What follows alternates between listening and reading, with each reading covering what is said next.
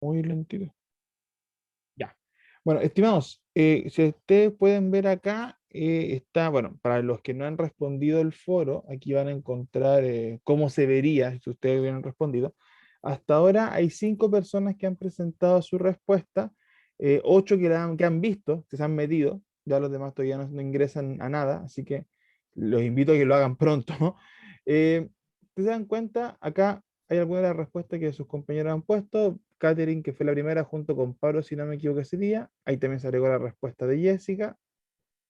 No las voy a leer ahora, pero por lo menos al ojo hay un desarrollo importante, que eso es bueno, se agradece. Luz también agregó, mi alumno lo había visto, hace poquito ya, hace un ratito. Entonces también se agregó la respuesta de Luz.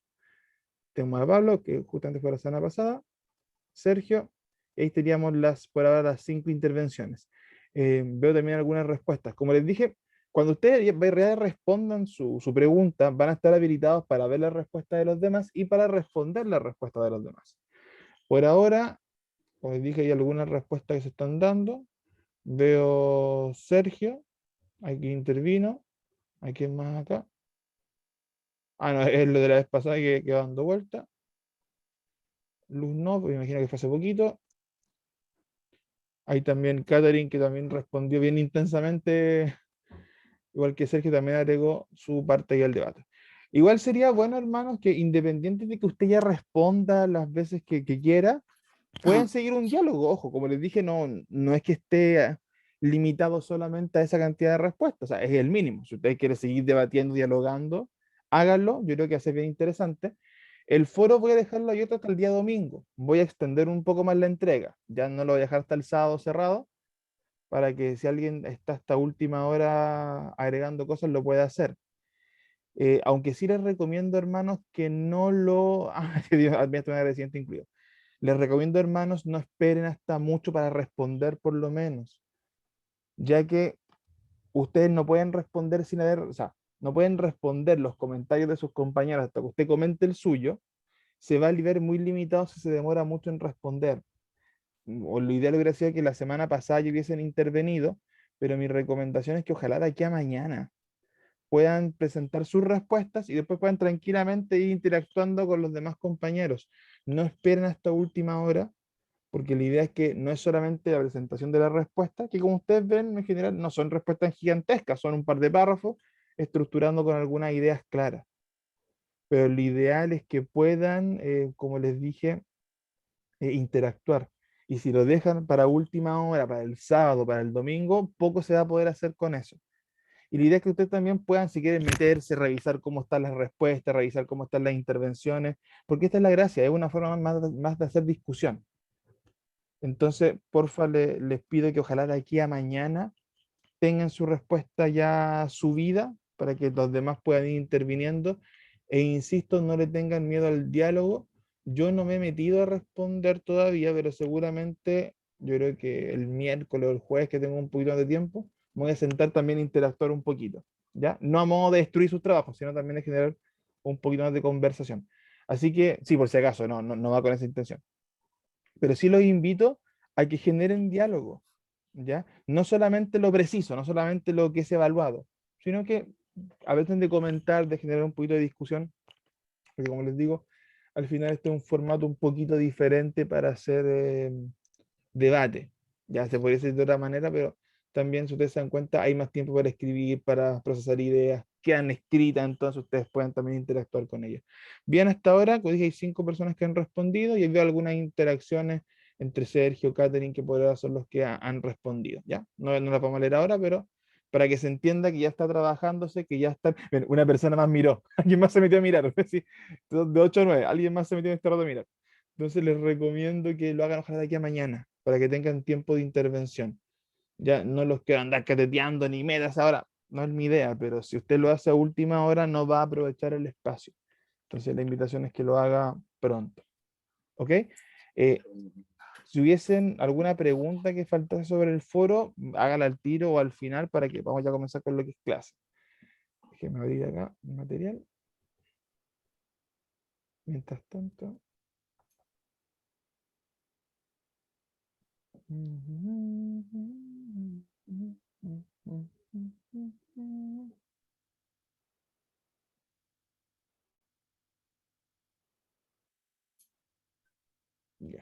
Es que anda, quedó lento el computador después del reinicio.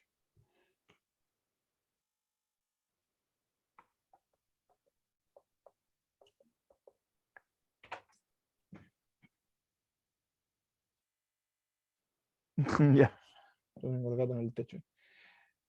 Ya, ¿qué pasó? ¿Abrió? Ya, ahí abrió. Vamos entonces a compartir por el lado de... Ah, ya. La única parte mala ya de, bueno, de esta clase de cierre es que vamos a quedar cortitos con el último, la última unidad. Yo creo que lo que yo lamento, que no vamos a poder terminar la última unidad como corresponde. De hecho, va a ser un tema incompleto. Lo que sí, hermanos, el tronco principal del curso lo he tomado de los libros que les envié. O sea, el de Revolución en el Mundo de las Misiones no, porque ese ha sido de los controles de lectura, pero sí el de los otros dos textos que les envié, ahí está la estructura general del curso. Así que les recomiendo, si están interesados en profundizar un poquito más, en generar un poquito más de conocimiento del tema, echen una revisada. Me preocupé de basarme, como les digo, en esos textos para que diese un tronco más o menos claro. Pero como les dije, hoy día no terminamos a ver toda la unidad, así que vamos a ver solamente una parte para dejarla como lo más cerradito posible.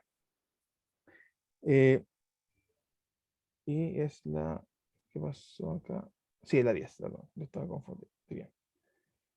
Historia y teología de las misiones, PowerPoint número 10. Eh, quiero partir con una frase de William Carey, uno de los padres de las misiones, ya hemos conversado bastante de él en las clases anteriores, que menciona lo siguiente: esperad grandes cosas de Dios, emprended grandes cosas por Dios. Eh, sí, hay un elemento común que hemos visto en los diferentes periodos históricos que hemos revisado. Tiene que ver que Dios ha utilizado personas que se han atrevido. Obviamente que han creído en Él, que lo aman, que lo buscan, que no son perfectas. Pero son personas que no solamente han creído en Dios, sino que le han creído, han dado ese paso un poquito más allá.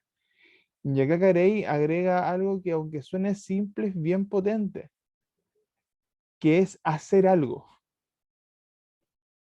Parte del principio de acción.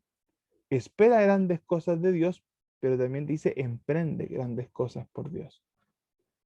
Nuevamente, no quedarse solamente en el que estoy esperando que Dios haga lo que tenga que hacer, sino qué paso de fe estoy dando para eso.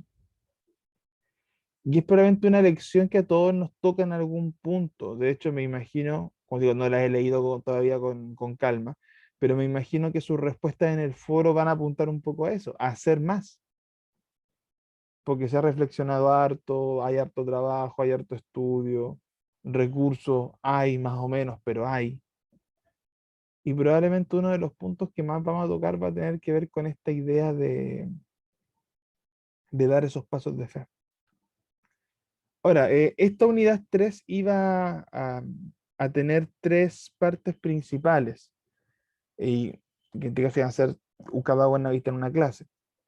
La primera, que es la que alcanzaremos a revisar hoy, cómo hacer frente a las misiones, en teoría una estrategia, podríamos decirlo así. Mientras que los otros dos puntos eran más bien puntos reflexivos. El punto B, que hacía referencia a la problemática misionera actual, y el punto C, un poco cómo construir la estrategia. De hecho, este punto C es el que ustedes están como trabajando en el foro, más bien a modo de actividad práctica, reflexionando más bien de cuál es la realidad misionera que tenemos y cómo mejorarla. Ahora, esta clase va a comprender solamente el punto A, que es cómo hacer, un poco bien hablando de la estrategia, cómo hacer frente a las misiones. Ahora, antes de dar ese paso, de meternos de lleno a la teoría, de meternos de lleno a la temática, hay que entender primero que todo lo que es esta idea de estrategia, que se menciona acá, de hecho, en el título. Cómo hacer frente a las misiones, o sea, tener una estrategia, un plan de acción. Ahora, ¿qué es una estrategia? Hay hartas definiciones, pero vamos a ir a la más simple de todas, que es el arte de dirigir operaciones militares. Originalmente la idea de estrategia se correlacionaba a lo militar. Grandes estrategas ha habido en la historia del mundo, en Roma principalmente. Los asiáticos también tuvieron grandes generales en su momento. Los griegos también generaron muy buenas estrategias militares, no tan buenas como los romanos, y los romanos tienen bastante cancha que darnos. Pero el tema es de generar y dirigir. Otra definición que da John Robb dice, es el arte de elaborar planes para alcanzar una meta. Nuevamente, volvemos a la idea de planificación. Y entender eso igual es complejo, porque cuando hablamos de misiones, hablamos de una realidad que no tenemos total control para hacer un plan perfecto. No existe un plan perfecto. Hay muchos factores que no conocemos. Muchas veces no conocemos de la gente a la cual le predicaremos, no conocemos de la geografía. Hay elementos externos que nos pueden dificultar el proceso, culturales, políticos, sociales. A veces los recursos van a ser un factor aleatorio. O sea, cuando hablamos básicamente de generar un plano, una estrategia misionera, no estamos hablando de una estrategia perfecta o única. Y eso es un punto que yo quiero ver cómo resulta el foro por lo mismo, porque quiero ver cómo lo aborda cada uno de ustedes, porque estoy más que seguro que muchos de ustedes no van a tener la misma visión. No quiere decir que estén en desacuerdo, sino que su énfasis va a ser distinto. Tal vez alguno de ustedes le va a dar énfasis a la contingencia, al tema del COVID, lo que esto ha implicado en la iglesia, como un golpe a lo que implica hacer culto, por ejemplo. Hay gente que tal vez lo va a ver por el aspecto más doctrinal, tal vez hay gente que lo ve por el aspecto más bíblico, y ahí vamos a encontrar diferentes posturas. Y no quiere decir que una descarte la otra, quiere decir que le damos diferentes énfasis. Pero también que el tema de las misiones es una realidad tan amplia, tan grande, que no vamos a encontrar una única estrategia. Y eso hay que tenerlo claro. Y tener también la flexibilidad de mente eh, para que Dios nos muestre diferentes maneras.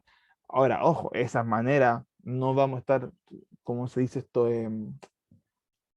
Uy, ¿cuál es la expresión? No vamos a estar cambiando nuestra fe al hacer una estrategia, para nada. Yo ahí estoy totalmente de acuerdo, ¿no? Hay cosas que no pueden cambiarse ni transgredirse, pero sí creo yo que hay apertura, o debería haber esa flexibilidad de mente. Eso nos lleva a una pregunta que, permiso, voy a decir, no, está, ya. Eso nos lleva a una pregunta, entendiendo lo grande y lo gigantesca y a veces pareciera imposible tarea de las misiones. ¿Quién es suficiente para completar una tarea tan grande y gigantesca? Nadie, humanamente hablando. Humanamente hablando, nadie tiene esa capacidad perfecta y completa para realizar una tarea de esta magnitud. Y de hecho, los grandes misioneros que hemos conocido, estudiado, yo creo que este principio lo han entendido claramente y han aprendido a depender de Dios. Porque ellos, nosotros, en nuestra humanidad, nunca seremos suficientes para completar una tarea a ese nivel. Y eso hay que tenerlo claro. Uno puede tener muy buenas ideas, uno puede tener un enfoque muy bíblico, muy correcto, muy aterrizado, pero pensar que podemos llevar a cabo la tarea del evangelismo, de las misiones por nuestra cuenta, solo, sin apoyo, es de hecho un error terrible, que uno debe trabajarlo, que uno debe abordarlo con madurez. Ahora, esta estrategia, entendiendo que es obviamente esta idea de dirigir o de generar un plano, elaborarlo, tiene que estar fundamentada desde la palabra. Y yo creo que eso es un principio Tiene que estar general. fundamentada desde la palabra. Hoy me escuché doble. Alguien está con el micrófono abierto y se escuchó como el retorno. Así me escucho, qué terrible. Me escucho como chillón. En mi cabeza no suena tan chillón. Ya. Como les digo, entonces cualquier tipo de estrategia tiene que estar fundamentada en la palabra. Y esto puede sonar un principio muy lógico, puede sonar que estoy hablando de las cosas más elementales del mundo, hermanos, pero no siempre es así. Em, no sé, voy a poner un ejemplo alejado de misiones, pero para entender la idea. Me dicen, "No, chillón". Yo me siento chillón. Eh, Les voy a poner un ejemplo. Y este es un tema, ojo, que a mí, por ejemplo, no es así que me molesta, pero sí me genera ruido. Cuando, por ejemplo, en los cultos, especialmente los cultos para jóvenes, para niños, grupos más adolescentes, en ese rango de edad, eh, a ver, y no quiero que suene feo, porque seguramente más de alguno lo hace, entonces no quiero que suene mal. Eh, Cuando se pone la actividad antes que el espacio de adoración o de predicación. Ya. ¿Y qué quiere decir con eso? Que a veces la estrategia, y entiendo la lógica, de que todo sea didáctico, de que todo sea parafernálico, de que todo sea, no quiero decir entretenido, pero sí atractivo. Y está bien, creo yo, pensar en diferentes estrategias, estoy de acuerdo.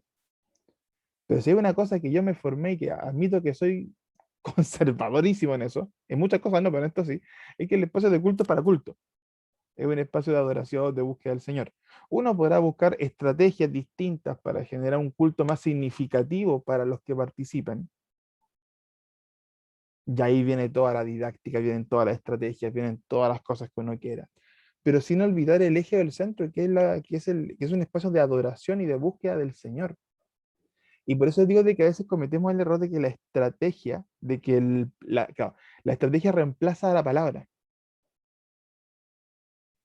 Y eso es un tema que hay que tener cuidado, porque si no, uno después se queda dando vuelta en un montón de estrategias, cada cual más novedosa, pero se pierde el enfoque de lo que Dios quiere que veamos. Ahora, insisto, eso no quiere decir que uno sea fome, aburrido, anticuado, no, no da para eso, sino de que nunca se nos olvide que el foco estratégico de cualquier ministerio, no solamente el de misiones, sino cualquier ministerio, tiene que estar fundamentado en la palabra. Y de ahí viene la estrategia, y de ahí viene lo lúdico, y de ahí vienen las diferentes maneras o formas que uno quiere usar para resolver la dificultad. Pero no desviándonos del centro de la palabra, hermano, porque si no, el hilo es demasiado delgado y podemos encontrarnos a veces con realidades que no son las preferidas. Ahora, ¿esto quiere decir que todo tiene que ser santificado, pulcro, ceremonioso? No, van a haber espacios y espacios, obviamente. Si nos juntamos a hacer un asado con la gente de la iglesia, vamos a hacer un asado, vamos a compartir un rato, la vamos a pasar bien en un ambiente saludable. Se entiende que no es un espacio de culto, pero las cosas del Señor, mantenerlas o por lo menos respetarlas siempre para el Señor. E insisto, esto sonará muy lógico, pero a veces cuando pensamos en estrategias, insisto, nos quedamos demasiado en la forma y no en el fondo. La forma es importante, es buena, creo yo que es necesaria, pero si no va de la mano con el fondo, se pierde. Ahora, vamos a avanzar un poquito ahora hablando de estrategia, tomando el ejemplo de Cristo en algunos sentidos. En primer lugar, eh, hablemos un poco de lo que Jesús hacía. Cuando Jesús cumplía su ministerio terrenal, iba trazando un camino y diseñando algunos pasos sencillos que formaban un plan o, como podríamos decir, un tipo de estrategia. Si alguien puede buscarme, Mateo 9 del 35 al 38. Vamos a leer un poquito harto, aunque vamos a desglosar algunos pasajes, pero quiero que leamos la idea general. El primero que lo encuentre y me puede ayudar, se lo agradecería un montón. Mateo 9 del 35 al 38. Aquí yo, Antonieta, Ya. dice, Jesús recorrió todas las ciudades y aldeas de esa región, enseñando en las sinagogas y anunciando la buena noticia acerca del reino, y sanaba toda clase de enfermedades y dolencias. Cuando vio a las multitudes, les tuvo compasión porque estaban confundidas y desamparadas como ovejas sin pastor. A sus discípulos les dijo, la cosecha es grande, pero los obreros son pocos. Así que oren al Señor que está a cargo de la cosecha. Pídanle que envíe más obreros a sus campos. Amén. Mira, hay esta cosa que vamos a desglosar y lo vamos a ir conversando en el transcurso de la clase. Primero que todo, un Cristo que recorría todas partes, un Cristo que iba de aquí para allá, que recorrió múltiples provincias de la región. O sea, no se quedó quieto. Un Cristo que enseñaba, un Cristo que lo seguían multitudes, un Cristo que sanaba. O sea, no fue una persona que fue inactiva o que fue pasiva. tú podrás tener diversas opiniones de Cristo, pero de ahí a que sea pasivo, yo creo que esa es una que nadie puede argumentar, porque siempre estuvo haciendo algo. No se quedó quieto, se dedicó a ser la sal de la tierra, se dedicó a ser la luz. Y ahí tenemos un primer elemento que podemos destacar, se dedicó, estuvo trabajando en la obra, no estuvo esperando que todos llegasen. Cosa que también a veces nos puede llegar a complicar, ¿eh?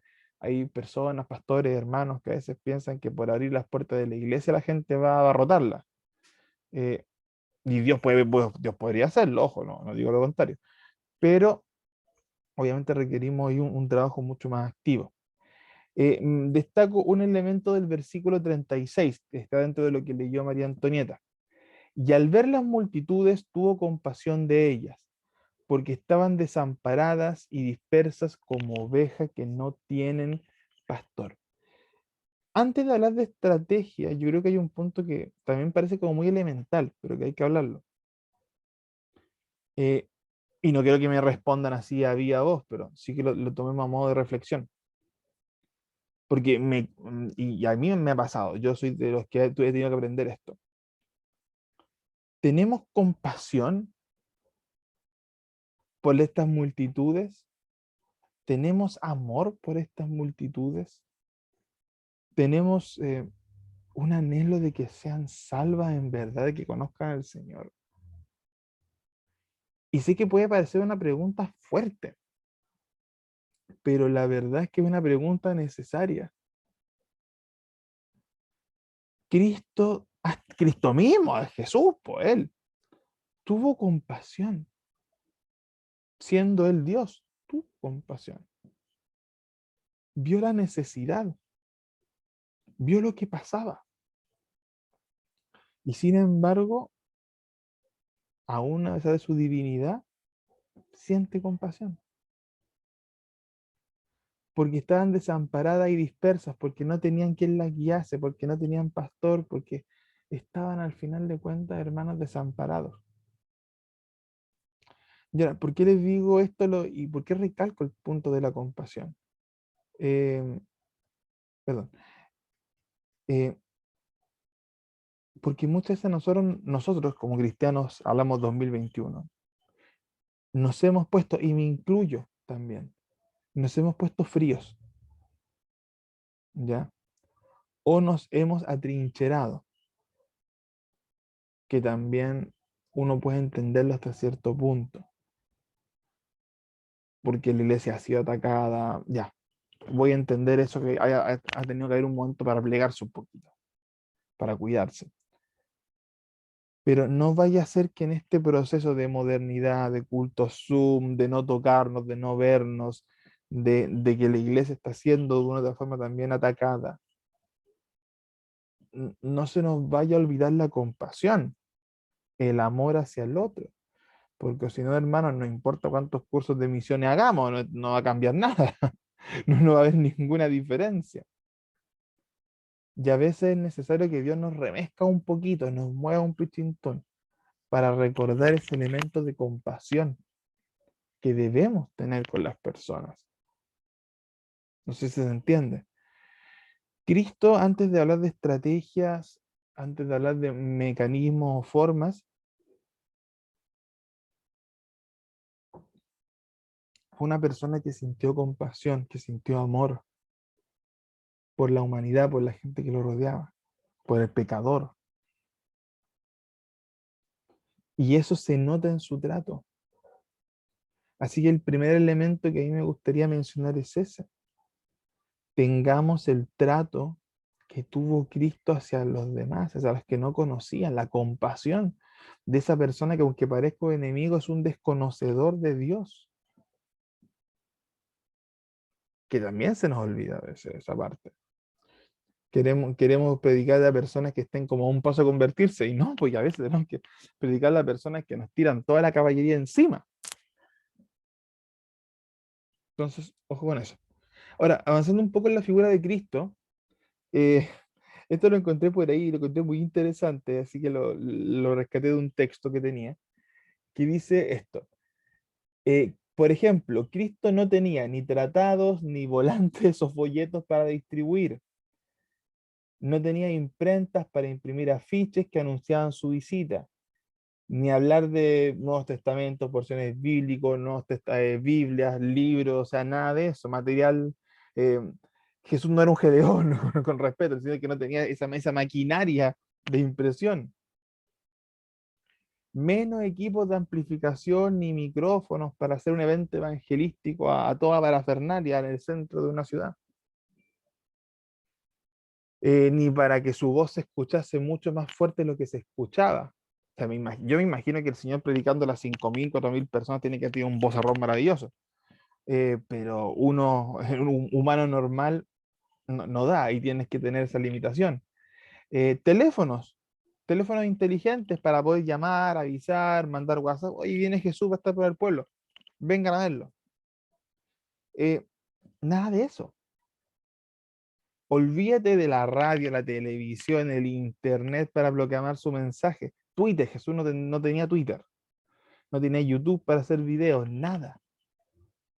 No había un medio externo para proclamar lo que él es, su mensaje. Automóviles, trenes, aviones, barco, el vehículo que usted se le ocurra, para trasladarse rápidamente. O sea, es que tengo un evento evangelístico, pum, pum, terminé, me vengo en avión, tengo otra cosa acá y... No, olvídate de eso. Las distancias debían recorrerse como en la época. O sea, no tenía esa facilidad. eh, Películas, computadores, videos, cortometrajes, correo electrónico, páginas web, internet en general, y usted lo que se le ocurra como medio de difusión. No lo tenía. Entonces, cayendo de cajón, y esto puede sonar un poco obvio, pero también quiero que si me lo pueden plantear y generamos un par de opiniones. Si no tenía nada de esto, entonces, ¿qué tenía? ¿Qué tenía?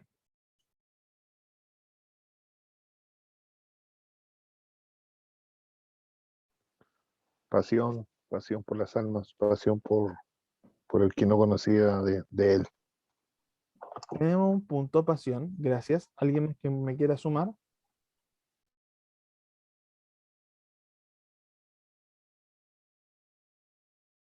Mientras alguien más se suma, quiero complementar un poco lo que dice Sergio.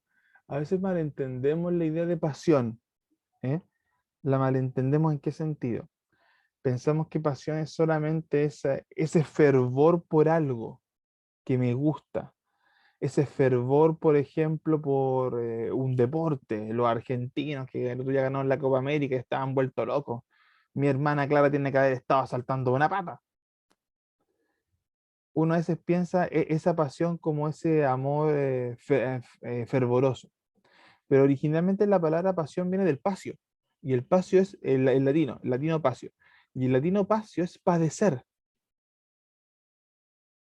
O sea, cuando hablamos de que Cristo tenía pasión, si vamos al contexto, estaba padeciendo por su mensaje, padeciendo por la humanidad, padeciendo por el creyente, padeciendo por el inconverso. O sea, siempre en esa idea de pasión hay un poco de sufrimiento. O sea, que hay un dolor asociado a eso que me llena. Por eso es que de hecho se llama la pasión de Cristo. Por algo viene, el padecimiento de Cristo. Entonces ya, punto uno, pasión. Veo el chat, ¿alguien más quiere sumarse?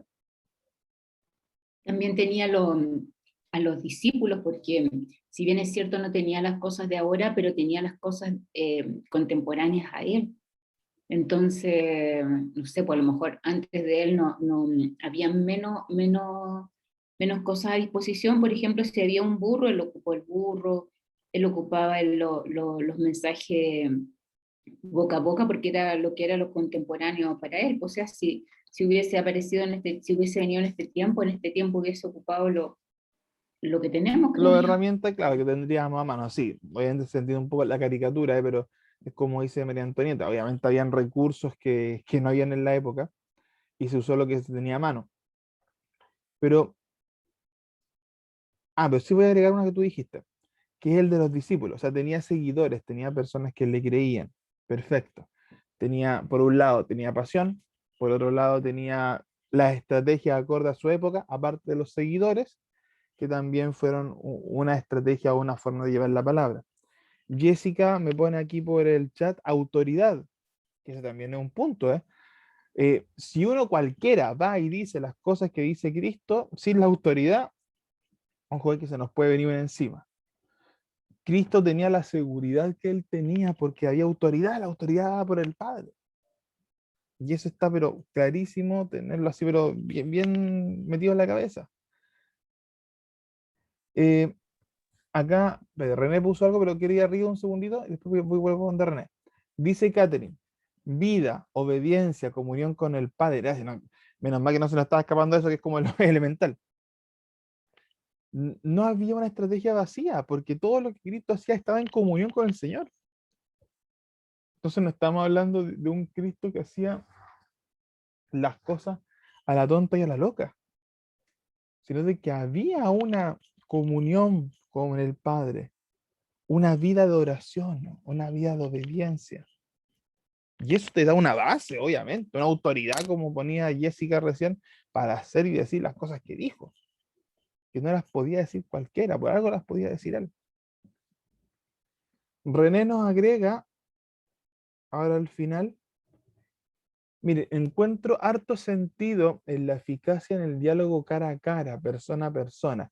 Ya, mira, muy interesante la idea. Y esto lo quiero conectar un poquito con, ¿cómo se llama esto? Con lo que decía María Antonieta, del tema de los seguidores y la estrategia. Es cierto, no tenían los recursos que tienen hoy día en tecnología, eso es obvio, no existían. Pero sí tenía un recurso que hasta el día de hoy sí existe, pero que a veces lo desvalorizamos, que tiene que ver con el contacto, con la cercanía, con el estar frente a frente. Déjame un segundo por acá. ¿Y por qué? Qué bueno que haya mencionado eso. Hay que ofrecer, René que lo mencionó. Porque muchas veces estos elementos que están acá en la proyección, que son buenos, ojo, que son útiles, que son importantes, que son perfectamente válidos y positivos usarlos, muchos de ellos son en algunos casos un arma de doble filo. Te pongo un ejemplo concreto. He visto evangelismos, y yo te voy a decir cuando era mucho más joven y chico, seguramente lo hice, por falta de entendimiento, pero lo hice. Tú ves en eventos evangelísticos que hermanos, a veces adultos, su único acto evangelista es repartir tratados, como si fuera flyer de una empresa, de un producto, de una promoción de algo. Y nadie dice de que en algún momento Dios use ese tratado, ese texto cortito que hay ahí y que toque la vida de alguien, que puede pasar, no estoy menospreciando, todo lo contrario. Eh, pero también uno pierde la oportunidad de conversar, de hacer esta discusión cara a cara, de conectarse. Y eso es lo que mi hermano René latina muy bien. Cristo tenía comunión con la gente, y tener comunión no es solamente compartir el mismo espacio.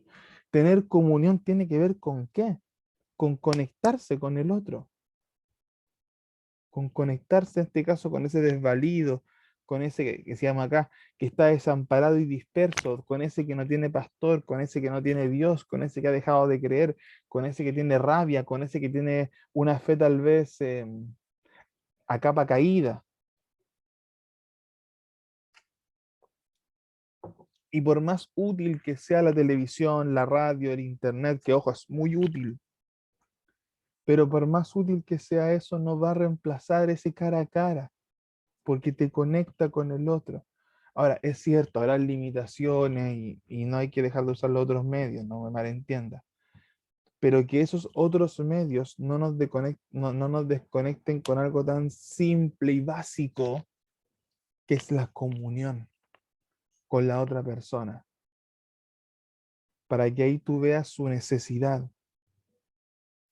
El otro día estaba viendo unos videos respecto a apologética, eh, y claro, será una conversación re entretenida respecto al tema de los gays.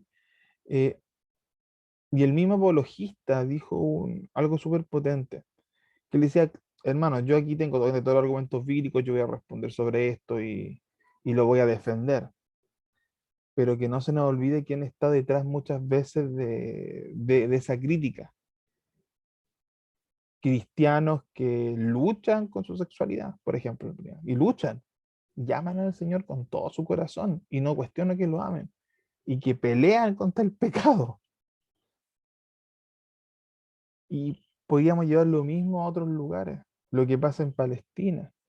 Es cierto, hay personas ahí con un nivel de agresión que es terrible, o con un desaprecio a la vida, pero siguen siendo personas que necesitan del Señor. Ahí también los enemigos de la iglesia, cualquiera, ahí uno podría enumerar andando aquí hasta que se aburra, pero que no se nos olvide quién está ahí, quién está detrás. ¿Ya? ¿Algo más que agregar respecto a esto que sí tenía Cristo para llevar a cabo sus estrategias? Hablamos de pasión, Hermano hablamos de Patricio, gente. René, ¿quién es Pedro? sí. Hermano. eh, Buenas noches, hermanos. Buenas noches, hermano Patricio. Buenas noches. Hermano Patricio, ya pues yo llevo varios años en la iglesia y he pasado por muchas cosas, haciendo muchas cosas. Y lo que veo acá, y lo veo también en el libro, es el hecho sobrenatural, el poder de Dios sobrenatural en ese hombre. Amén. De tal manera que si lo llevamos al Señor, se notaba el poder sanador, se podían ver muchos de los dones en Cristo, Así es. y también conocía la Escritura. Ahí era correcto. Se notaba un hombre que era sobrenatural, realmente se movía en un plano sobrenatural. Así es. En cambio, nosotros así a grandes rasgos, como iglesia, en varios años, hemos hecho desde los mimos hasta grupos folclóricos, a, no sé, actividades en la plaza, en varias cosas así. Resultado, cero. Entonces creo yo que no hay ningún método que es el que quiere ganar alma, consagración total.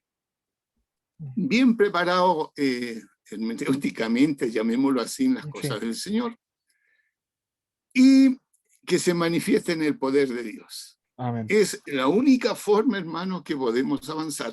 Los otros métodos no sirven. Ese que usted tocaba, el activismo en la iglesia, que hacemos cositas bonitas, pero no sirven para nada.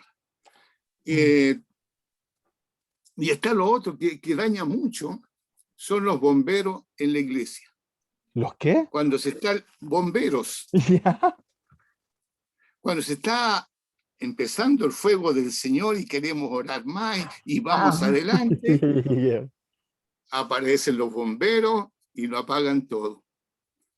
Entonces, por la experiencia que yo tengo de muchos años en esta línea buscando, yo creo, hermano, que santidad total, consagración total, Amén. un estudio claro de la palabra, todo aquel que tiene doctrina falsa es débil en estas cosas, imagínense. Sí. Manifestación de los dones.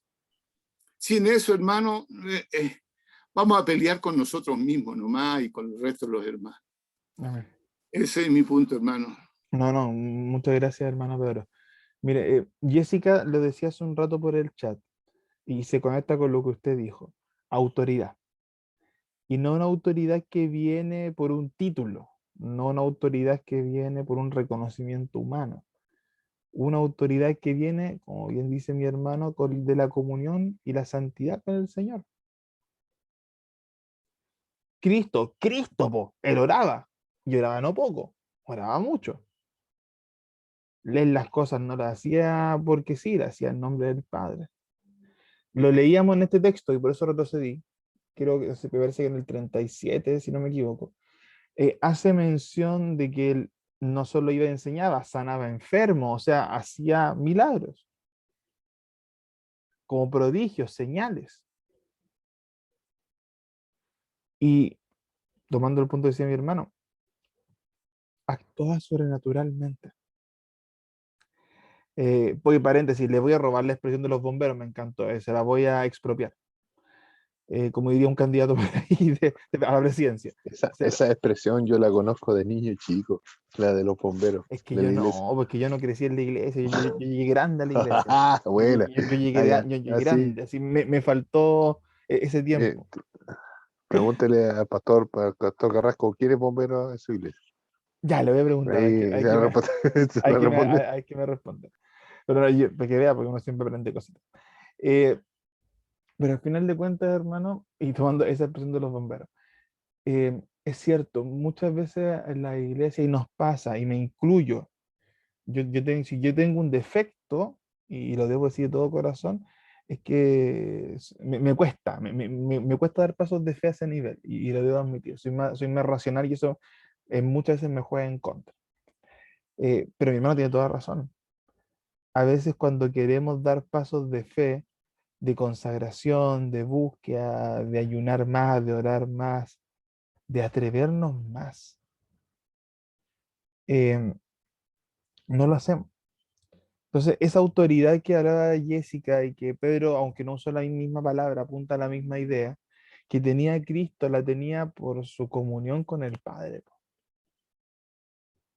Y de ahí es como el punto base.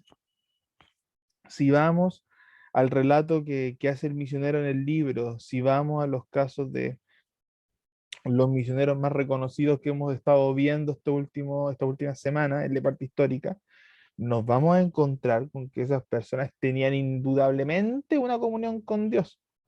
Y eso los protegía del mal en muchas ocasiones, los libraba de enfermedades, de conflictos, de la muerte. Les ponía palabras, formas, estrategias precisas. Y es un punto que no se nos puede olvidar.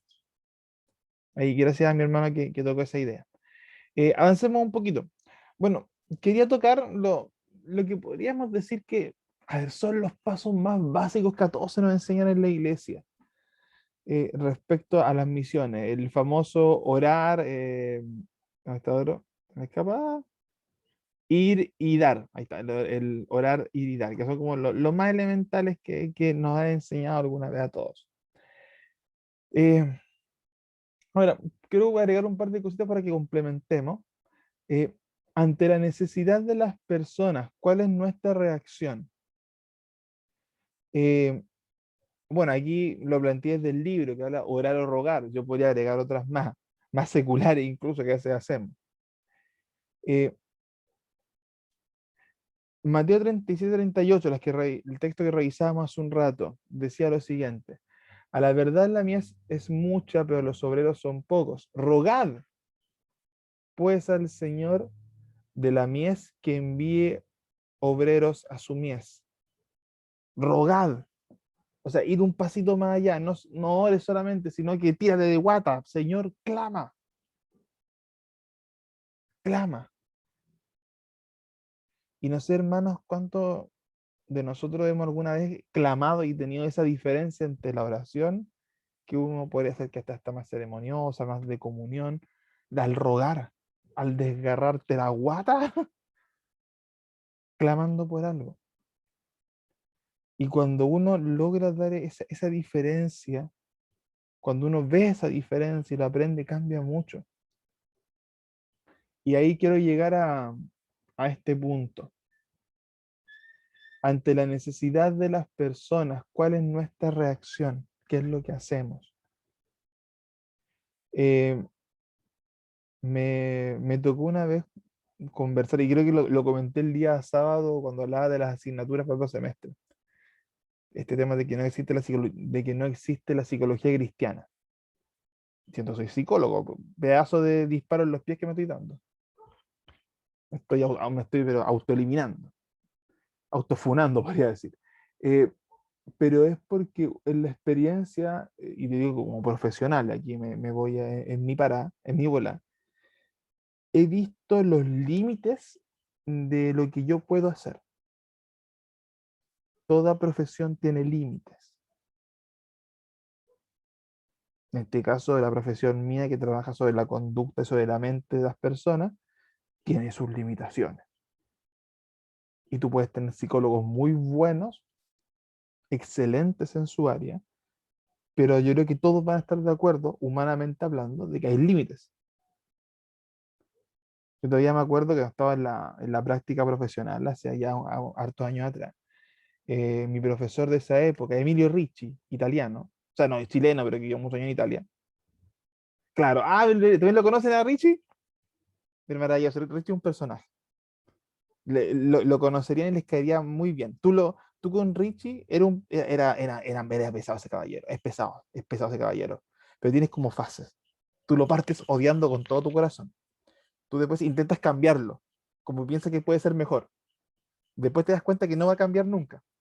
Y después al final lo amas, porque le encuentras la gracia. Bueno, en una ocasión estábamos en una sesión de práctica, donde básicamente revisábamos casos, conversábamos de los mismos, qué pasos tomar. Era como una ayudantía que nos hacían los psicólogos a los estudiantes como para ver qué paso había que dar.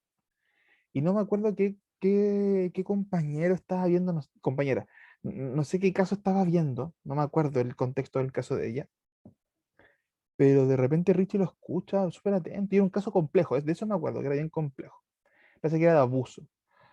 Y Richie, muy tajantemente, diciendo que eres muy seco, eres muy buen profesional, va y te dice, no, no, no, no.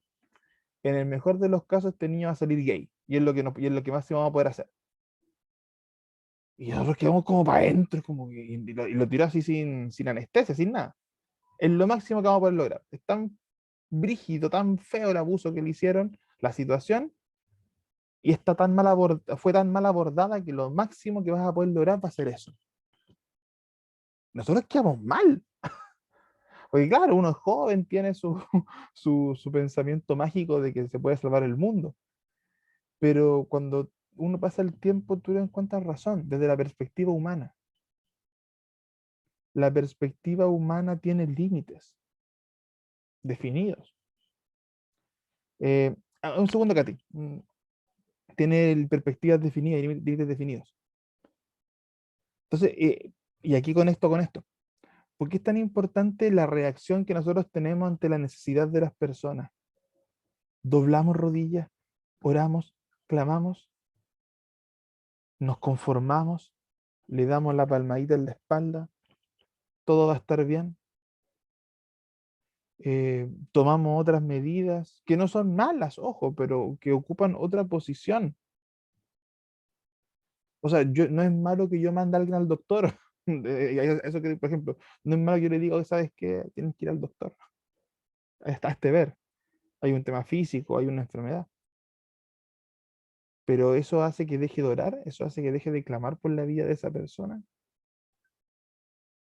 Entonces hay que tener ese nivel de reflexión, porque cuando uno habla para misiones, y con este punto doy el pase, cuando uno habla refiriéndose a misiones, no puede ser que nuestra primera reacción sea pasiva, de pereza.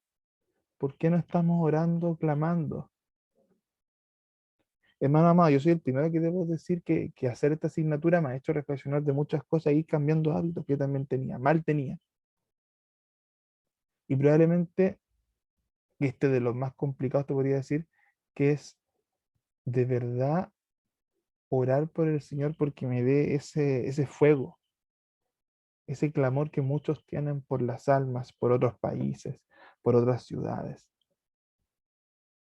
Y esto es lo mínimo.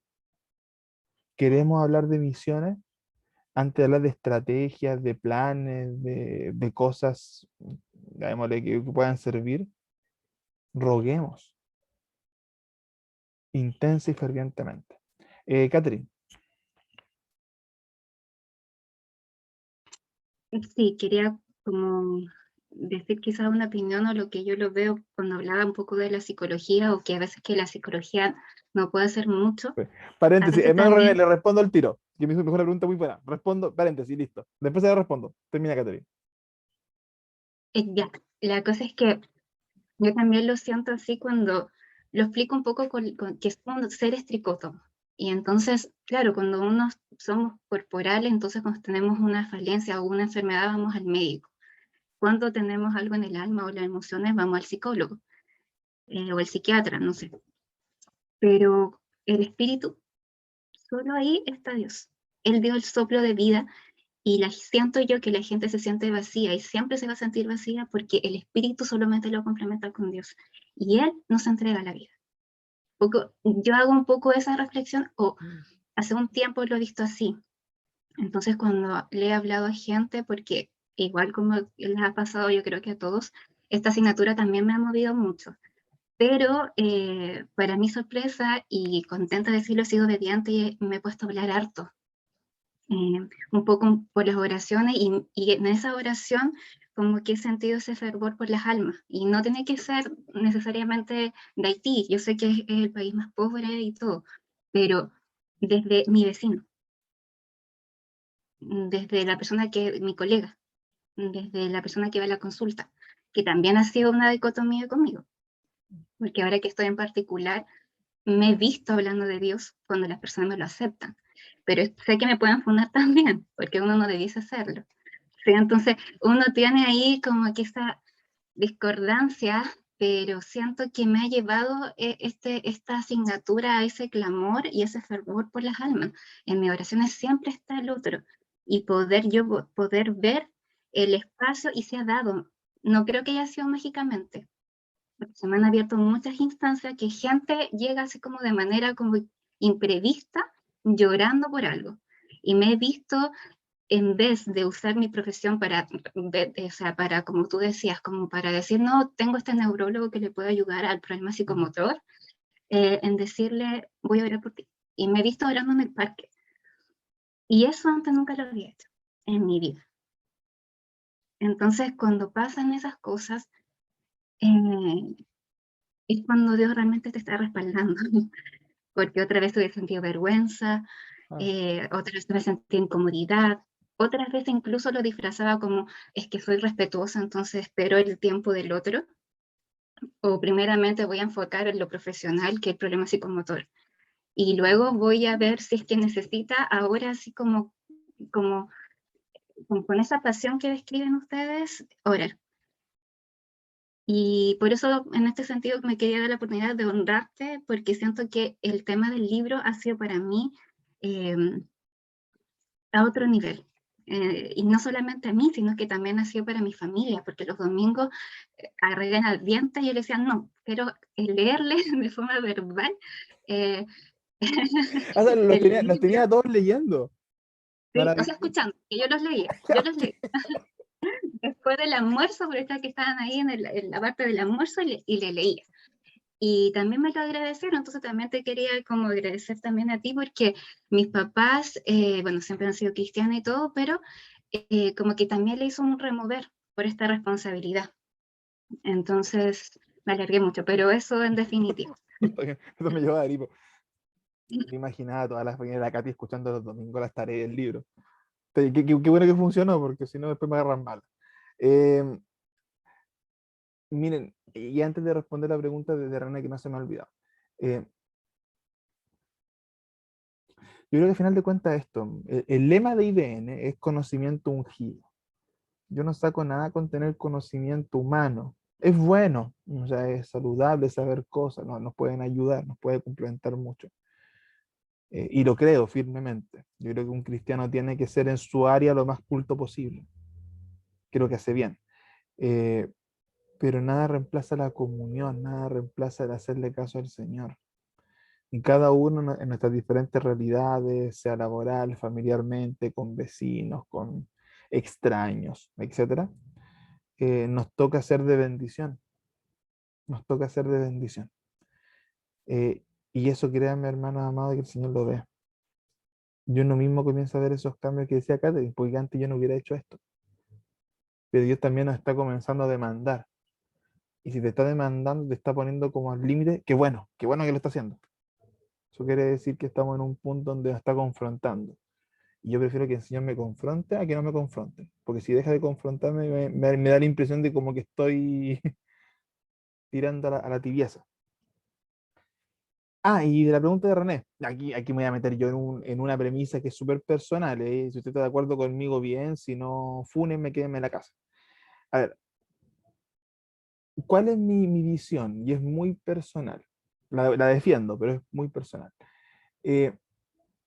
disciplinas humanas, o sea, las disciplinas profesionales, tanto mentales, docentes, médicas, disciplinas, profesiones, como usted le quiera llamar, desde mi visión son, a ver, son intentos humanos de hacer lo que Dios hace. Te pongo un ejemplo. Un doctor, que es una profesión tremendamente valiosa, es un intento humano de hacer lo que Dios ya hace. Dios ya es un sanador. Dios ya es quien conoce y domina el cuerpo humano porque fue creado por Él, del polvo de la tierra, con su hábito de vida. Y lo que hace al final un médico es intentar, se entiende que de forma incompleta por mucho, hacer lo que Dios ya hace. Un psicólogo, y aquí voy a mi propia autofuna, lo que hace es intentar entender el corazón del ser humano y su mente, comprender su comportamiento. Eso es lo que hace un psicólogo en diferentes áreas, en lo laboral, en lo educativo, en lo clínico. Por eso es que se habla del estudio de la psiquis, de la mente. Pero ¿quién conoce la mente y el corazón humano? El Señor las conoce. Entonces, cuando yo digo de que no existe la psicología cristiana, es porque la psicología es un intento humano de hacer lo que hace ya Dios. ¿Por qué le pongo un apellido a lo que Dios ya hace? Usted usa una disciplina que intenta imitar lo que Dios ya ha logrado. Y eso aplica a la filosofía. Para mí, bueno, me pongo en mi zapato y me autofuno. La filosofía cristiana tampoco existiría, porque Dios está, la disciplina, que es reflexionar y pensar sobre sucesos, sobre hechos, ya Dios lo hace. Dios en su omnipotencia, en su omnisciencia y en su omnipresencia ya conoce todas las verdades. Entonces, por esa razón, e insisto, es una opinión muy personal, yo lo he dicho, yo sigo manteniendo, para mí no existe psicología cristiana. Existe psicología, que son teorías, intentos de comprender lo que la mente y el cuerpo hace, pero eso Dios ya lo logró.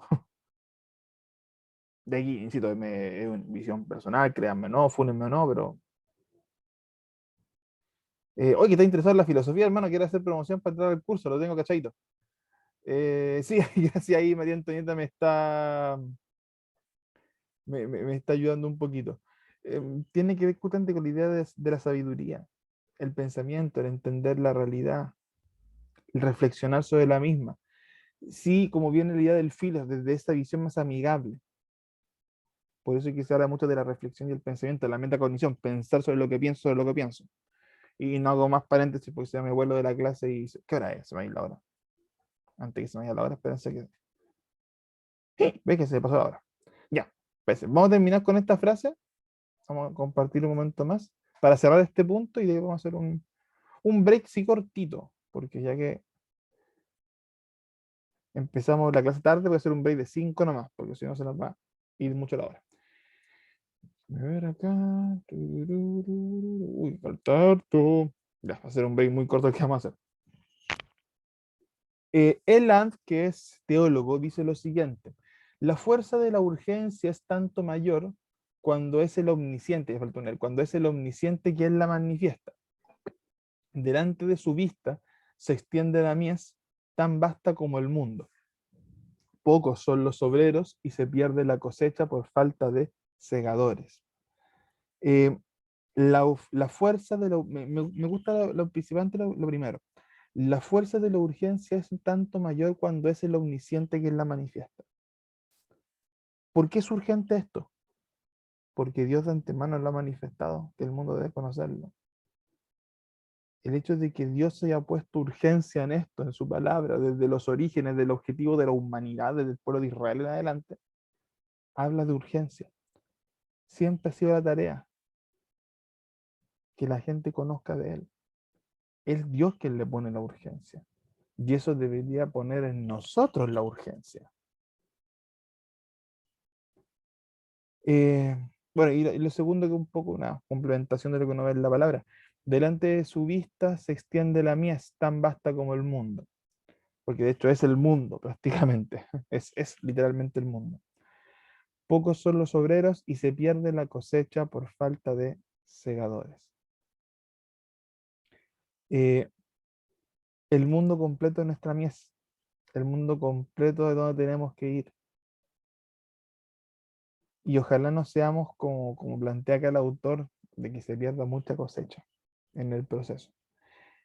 Eh, ya, vamos a dejar hasta aquí un segundito para que podamos hacer un break cortito. 5 minutos, hermanos, 5 minutos. Ya muy cortito, que nos falta todavía un resto y yo partí tarde por lo que son el computador, así que para que aprovechemos. Y quiero dejar esto listo, porque no hay más clases, así que terminas hoy día.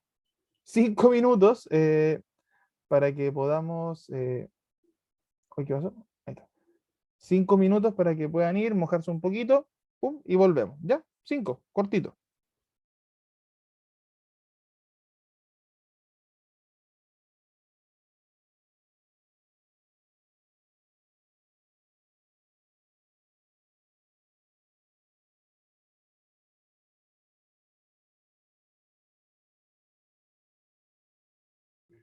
Esta pregunta, o sea, no una pregunta, un comentario que dejó María Antonieta que no lo había visto recién, respecto al tema de la filosofía.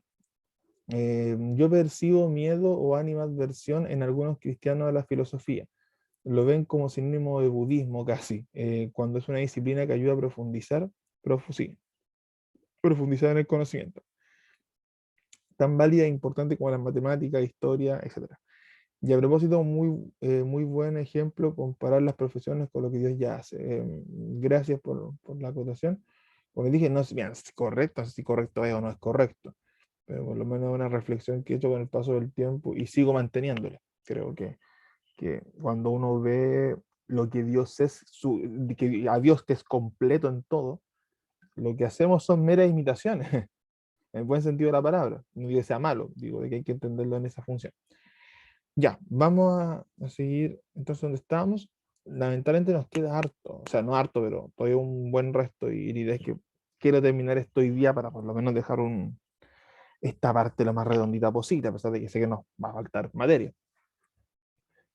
Ya, habíamos estado viendo recién esta frase de Land, teólogo, haciendo un poco referencia a esta figura de la mies, y ahí de los obreros. Ahora, es interesante porque analizando, y quedo un segundo acá, el pasaje de Mateo, a la verdad la mies es mucha, pero los obreros pocos. Rogad pues al Señor de la mies que envíe obreros a su mies. Estas palabras, cuando uno las desglosa un poquito, saca cosas bien interesantes. La primera, ¿quién las dice? Cristo, Jesús, ¿ya?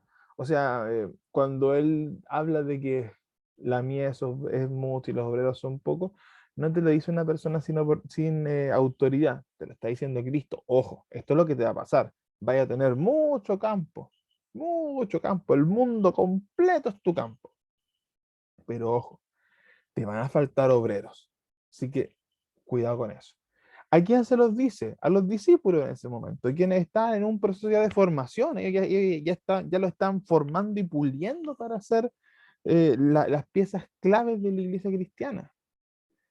Y al final de cuentas, en esta formación, esto lo leí en un texto, por eso lo quise incluir, estaban trabajando en formar este discipulado según lo que nos dice Lucas 9:23, negarse a uno mismo, ¿ya? Tomar la cruz cada día y seguirlo. Cuando Cristo les dice a los discípulos, compadres, hay mucho campo, son pocos obreros, van a tener que, como se dice, sacrificarse en el proceso, van a tener que darle fuerte.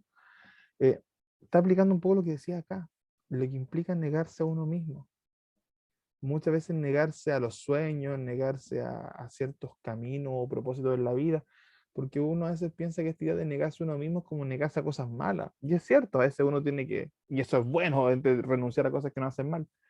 Pero muchas veces ese negarse a uno mismo también implica renunciar a cosas que son buenas. Ojo, que no son malas, son buenas, pero que sin embargo no están dentro de los planes de Dios. ¿Qué les manda a hacer? Lo que leíamos recién, esta diferencia que yo les hacía, rogar. Mucho más intenso que pedir o orar. El rogar tiene que ver con pedir con insistencia y perseverancia hasta lograr lo que se está reclamando. Yo no ruego 10 minutos y después me paro. Yo ruego de guata hasta que se cumpla. Entonces el Señor les está mandando a rogar. No te quedes simplemente con el pedirlo. Ruega firmemente. ¿Y para qué? Para que Dios envíe más obreros a recoger la cosecha. Cuando uno desglosa un poquito esta idea, es bien concreto lo que el Señor nos pide. Ruega para que Dios envíe más obreros. Y probablemente una reflexión que todos vamos a terminar haciendo al final del curso, porque se nos ha mencionado de muchas otras maneras.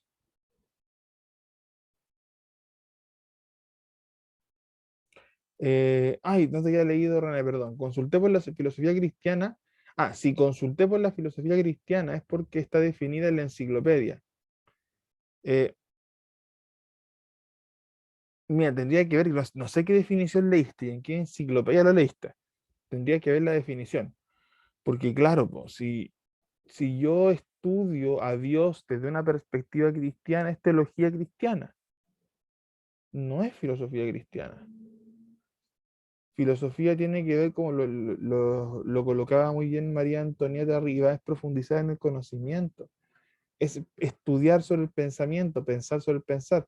Obviamente en ese proceso filosófico vaya a encontrar un montón de referencias hacia Dios o hacia la idea de Dios, de la religión. Eso tú lo ves un montón en filosofía. Va a estar, pero lleno de eso. Pero específicamente lo que es estudiar al Dios cristiano tiene que ver con la teología. Obviamente hay elementos filosóficos en el proceso de reflexión, los hay, porque tenemos que analizar, pensar sobre ciertos elementos, pero no, depende de tu fuente, porque puede ser que si es una fuente secular la que lo está definiendo, yo entendería la diferencia, pero no, yo no lo diría por el lado que tú lo leíste. Ya, siguiendo un poco en esta idea para poder terminar, es Espasa Calpe, me pillaste con eso. El nombre de la enciclopedia, puedes echar una miradita. Espasa Calpe. Ya, para revisarlo, que no, de nombre no me suena. Ya, siguiendo un poco esta idea. La evangelización es del mundo en sí es una guerra espiritual. Yo creo que eso es un tema que no tenemos que profundizar porque ya lo sabemos. No luchamos contra sangre ni carne. Al final es una lucha entre principados, es una lucha que tiene otro nivel. Por lo cual la oración también no solo es este rogar por el que vengan obreros, sino que es rogar por las vidas, es rogar por lo que está pasando. Porque entendemos que esto no solamente se combate en un nivel físico, sino que se combate en un nivel espiritual. El enemigo en muchos sentidos apunta a impedir la oración. Creo que, haciendo un poco esta referencia a los bomberos que hacía hace un rato Pedro, de una u otra forma el enemigo va a apuntar a que no se haga esta guerra espiritual. ¿Ya? Eh, Va a apuntar a eso. Entonces tenemos que estar súper atentos, súper conscientes para que esto no ocurra. Y nuevamente, no quiere decir que solamente vamos a orar y no vamos a trabajar. No. Pero ¿qué es lo que fundamenta nuestra estrategia misionera? Jesús es nuestro ejemplo. Nunca pidió a sus seguidores que hicieran lo que él mismo no practicaba. Y Jesús oraba un montón. Oraba hasta agotarse, oraba durante muchas horas. Entonces, si Jesús mismo estaba haciendo esto, ¿por qué no lo vamos a hacer nosotros? Lo hablábamos hace un rato, la autoridad viene por esa comunión que tenemos con Dios al final de cuentas. Y esa comunión la vamos a encontrar en la oración. Y esto igual, ya hablando de un movimiento o estrategia misionera, implica avanzar por medio de la oración, no como un relleno, no como un extra, es avanzar por medio de la oración, reconociéndola como un elemento fundamental que sustenta el proceso. Y sé que puede sonar una sola palabra de diferencia, Porque no es avanzar orando, no es avanzar y después orar, es avanzar por medio, utilizándola como un medio. Y esa sería la oración. Y nuevamente vuelvo a insistir mucho en eso porque a veces la oración es relegada. La damos como por sentada, como por hecha. Y sin embargo, no. Ahí es cuando entregamos carga al Señor, cuando pedimos por Él, o sea, por las personas, por las almas, por la gente que necesita misericordia, cuando pedimos por los misioneros que están sufriendo en el extranjero, cuando pedimos por nuestros gobernantes para que las políticas puedan ser lo más amenas posible a nuestra tarea, etcétera, etcétera. Avanzamos por medio de la oración. Eh, Colosenses 4, de 2 al 4 menciona lo siguiente: dedíquense a la oración con una mente alerta y un corazón agradecido. Oren también por nosotros, para que Dios nos dé muchas oportunidades para hablar de su misterioso plan acerca de Cristo. Por eso estoy aquí en cadenas. Oren para que pueda proclamar ese mensaje con la claridad que debo hacer. Oración con mente alerta y un corazón agradecido. Mente alerta, lo decíamos, estamos en guerra espiritual constantemente. Tengamos esa mente avispadita, alerta, para estar atento a lo que Dios nos vaya a decir, lo que nos puede indicar. Un corazón agradecido. Yo me acuerdo en el caso del libro del misionero de la India, eh, que claro, si uno analizara su vida desde una perspectiva humana, costaría dar gracias por tanta cosa. Es como que al final el tipo termina haciendo un montón de peripecias en sus viajes, pero sin embargo él, con su cansancio humano, pero siempre se le ve agradeciendo al Señor. Siempre. Su actitud era en todo momento, en todo tiempo, bajo toda circunstancia, agradecer por Dios.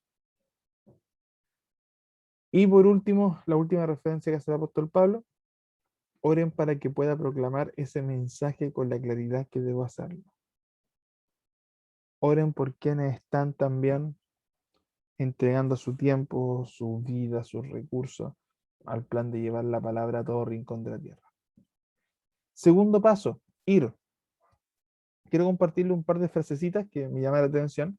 El primero es del Pacto de Lausana, que es uno de los pactos, mientras del Tratado de Lausana, que es uno de los textos que salió del segundo congreso, el que veíamos de 1980, Congreso Internacional Misionero. Todo el evangelio no será llevado a todo el mundo, sino lo hace toda la iglesia usando todas las instituciones y todos los medios. En resumen, el todo por el todo. Tenemos todo el evangelio que debe ser llevado a todo el mundo. Y esto no se va a lograr si a menos que toda la iglesia use todas las instituciones posibles, todas las herramientas que tenga y todos los medios que tenga. Hablándonos de una totalidad que es necesaria y un enfoque que debe ser llevado globalmente hacia una misión, hacia una tarea. John Stott, también teólogo bien conocido, algunos libros seguramente usted ubicará de él. A menos que toda la iglesia sea movilizada, no es probable que la totalidad del mundo sea alcanzado, siguiendo un poco la idea de que se mencionaba en el Pacto de Lausana. A menos que toda la iglesia, toda, sea movilizada, no es probable que la totalidad del mundo sea alcanzado. Poniendo nuevamente la barrera que tiene que ver con la participación. Y complemento con lo que dice el Evangelio de Juan 20:21. Entonces Jesús les dijo otra vez: paz a vosotros, como me envió el Padre, así también yo os envío. Hablamos de orar, del rogar, del doblar rodillas, pero tiene que haber un paso lógico que tiene que ir de la mano, que es el ir, que es avanzar, que es dar un paso de fe. La compasión que leíamos en el versículo 36 hace un rato, cuando se une a la oración, debería traer como una consecuencia lógica el actuar. Y si eso no te está trayendo acción de por medio, algo está pasando en ese proceso que no está cuadrando bien. Porque es esto, tenemos compasión, el Señor nos movió, nos tocó hacia las personas, movió mi corazón, sentí ese dolor que siente el otro, esa necesidad. Lo estoy llevando a orar. ¿Sabes qué, Señor? Tengo esta inquietud, esta inquietud, esta inquietud. ¿Qué hago con esta inquietud? Ese proceso tiene que llevarte a actuar. Y ojo, esto no quiere decir que vaya a tomar un avión a China, no.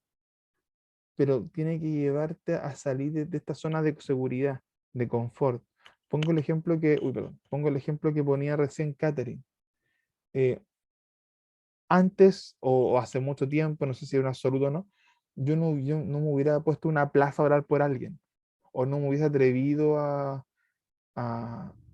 cortar un poco mi sistema de trabajo, mi consulta, mi espacio laboral para orar. No, antes no lo hubiera hecho.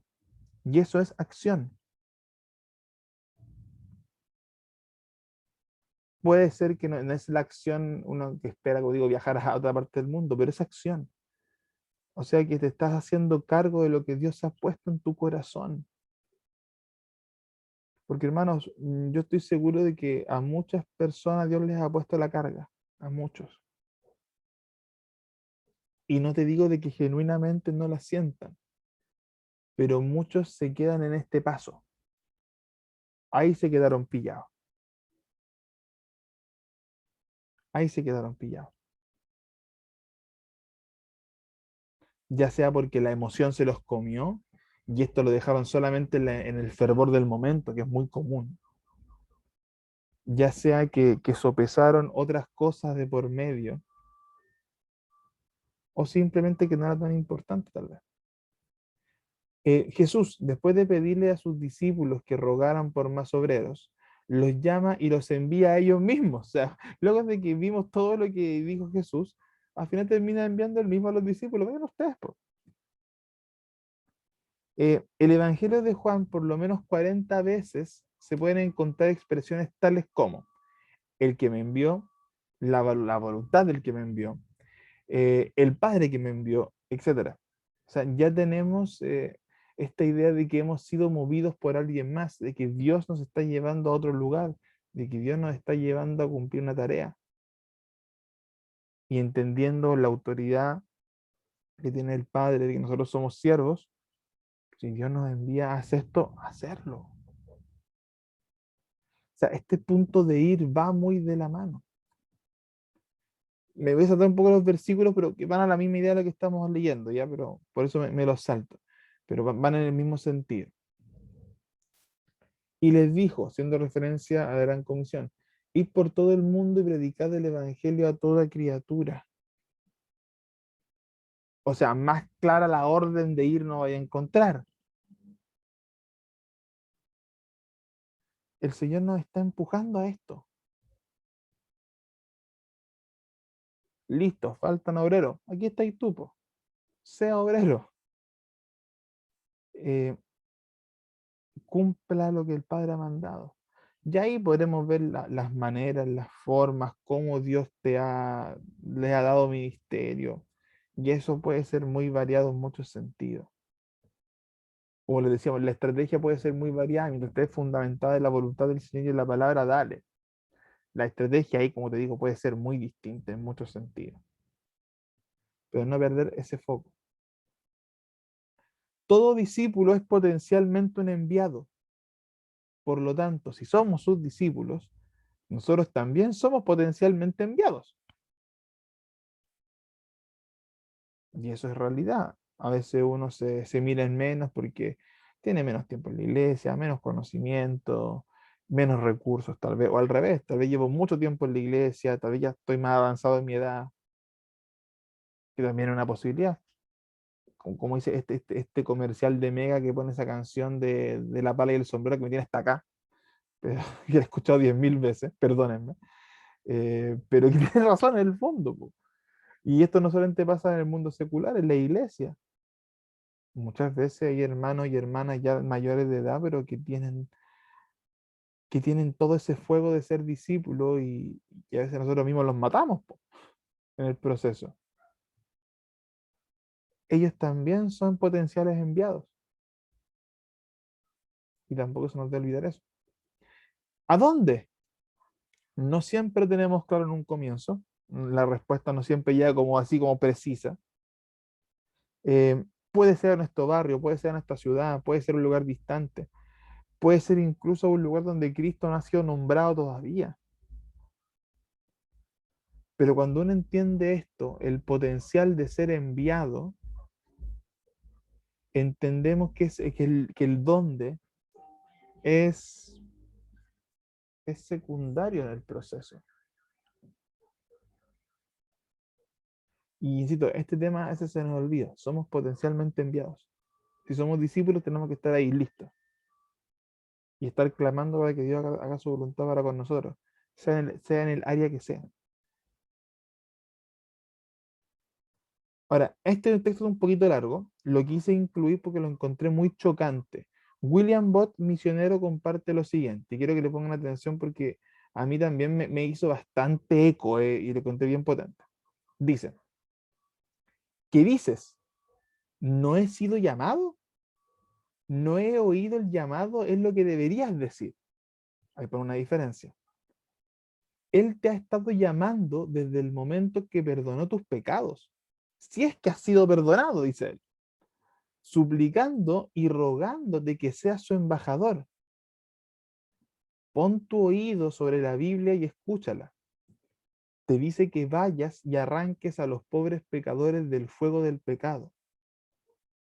Pon tu oído sobre el ardiente y agonizante corazón de la humanidad y escucha su suplicante lamento pidiendo ayuda. Ve y ponte junto a las puertas del infierno y escucha a los condenados implorándote que vayas a la casa de su padre para que sus familiares no vayan allá. Y entonces mira cara a cara a Cristo, cuya gracia tú dices poseer y cuyas palabras has prometido obedecer. Y dile si has de publicar su misericordia al mundo. No debes estarte quieto. Levántate, sacúdete, haz algo. Hazlo enseguida. No te detengas más. Lee, da, ora, habla, canta. Haz lo que puedas para que los que se pierden sepan la verdad sobre ellos mismos, sobre Cristo y sobre el cielo y el infierno. Si lo haces, Dios te ayudará. Hermano, yo lo leí y me fui a la vez. Lo leí y quedé para adentro. Quedé mal. Eh, y es potente lo que dice, cuando uno entra a desglosar un poquito. De hecho, esta primera línea a mí es súper potente, porque es un palo, pero un palo directo para muchos de nosotros. ¿Qué dices? ¿No he sido llamado? No. No he oído el llamado, es lo que deberías decir. No lo he escuchado, estoy con la oreja sucia tal vez. O me he hecho el tonto. También partiendo de la base de que si tú ya fuiste perdonado, eres llamado. Si tú ya fuiste perdonado, si tú ya conoces al Señor, ya eres potencialmente un enviado, como decíamos acá. Y ya la siguiente sección, yo creo que es un clamor del alma de este caballero, es un clamor del alma. Porque verdaderamente varones como él, personas, misioneros, han entendido plenamente el dolor de la humanidad y no pueden estarse quietos luego de haberlo entendido. Y con palabras él intenta expresar ese anhelo, ese hasta dolor que siente por estas personas que, como él dice, hay una expresión que es bien potente, sobre el ardiente y agonizante corazón de la humanidad.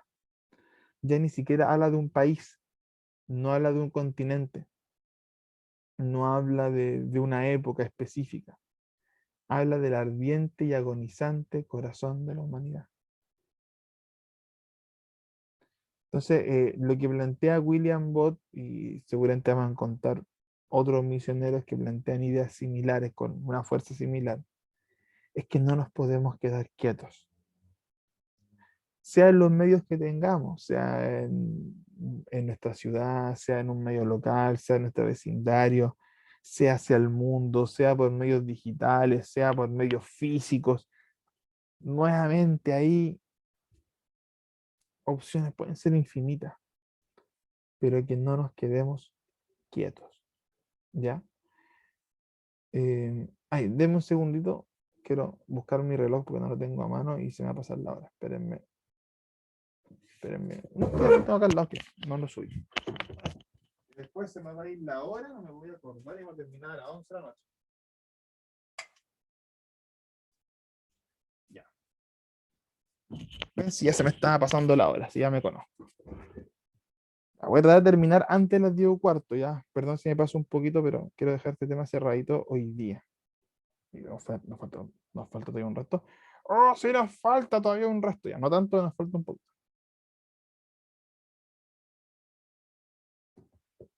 Ya. Tercer paso, la idea del dar. Hemos hablado de la oración como una base fundamental de esta guerra espiritual que vivimos. Hemos hablado del ir, de la necesidad de movernos de donde estamos. Y también es importante que hablemos de un paso que es el menos popular, yo creo, de los tres, que tiene que ver con la idea del dar. Pablo Smith, teólogo también, comparte lo siguiente. El dinero es el cuello de botella de la evangelización del mundo. Si tuviéramos dinero, podríamos completar la tarea en nuestra generación. Es un tema que es complejo de hablar. Yo creo que son esos temas que son medio especiales tocarlos en la iglesia. Y suenan fuerte cuando uno nos dice falta plata.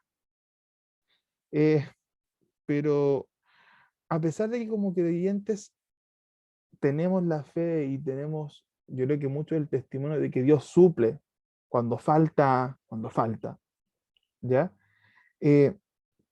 También es innegable entender que la obra hay que sostenerla. Y yo tampoco soy muy fanático de este foco al dinero en la iglesia. No, créanme que no es un tema que es fácil.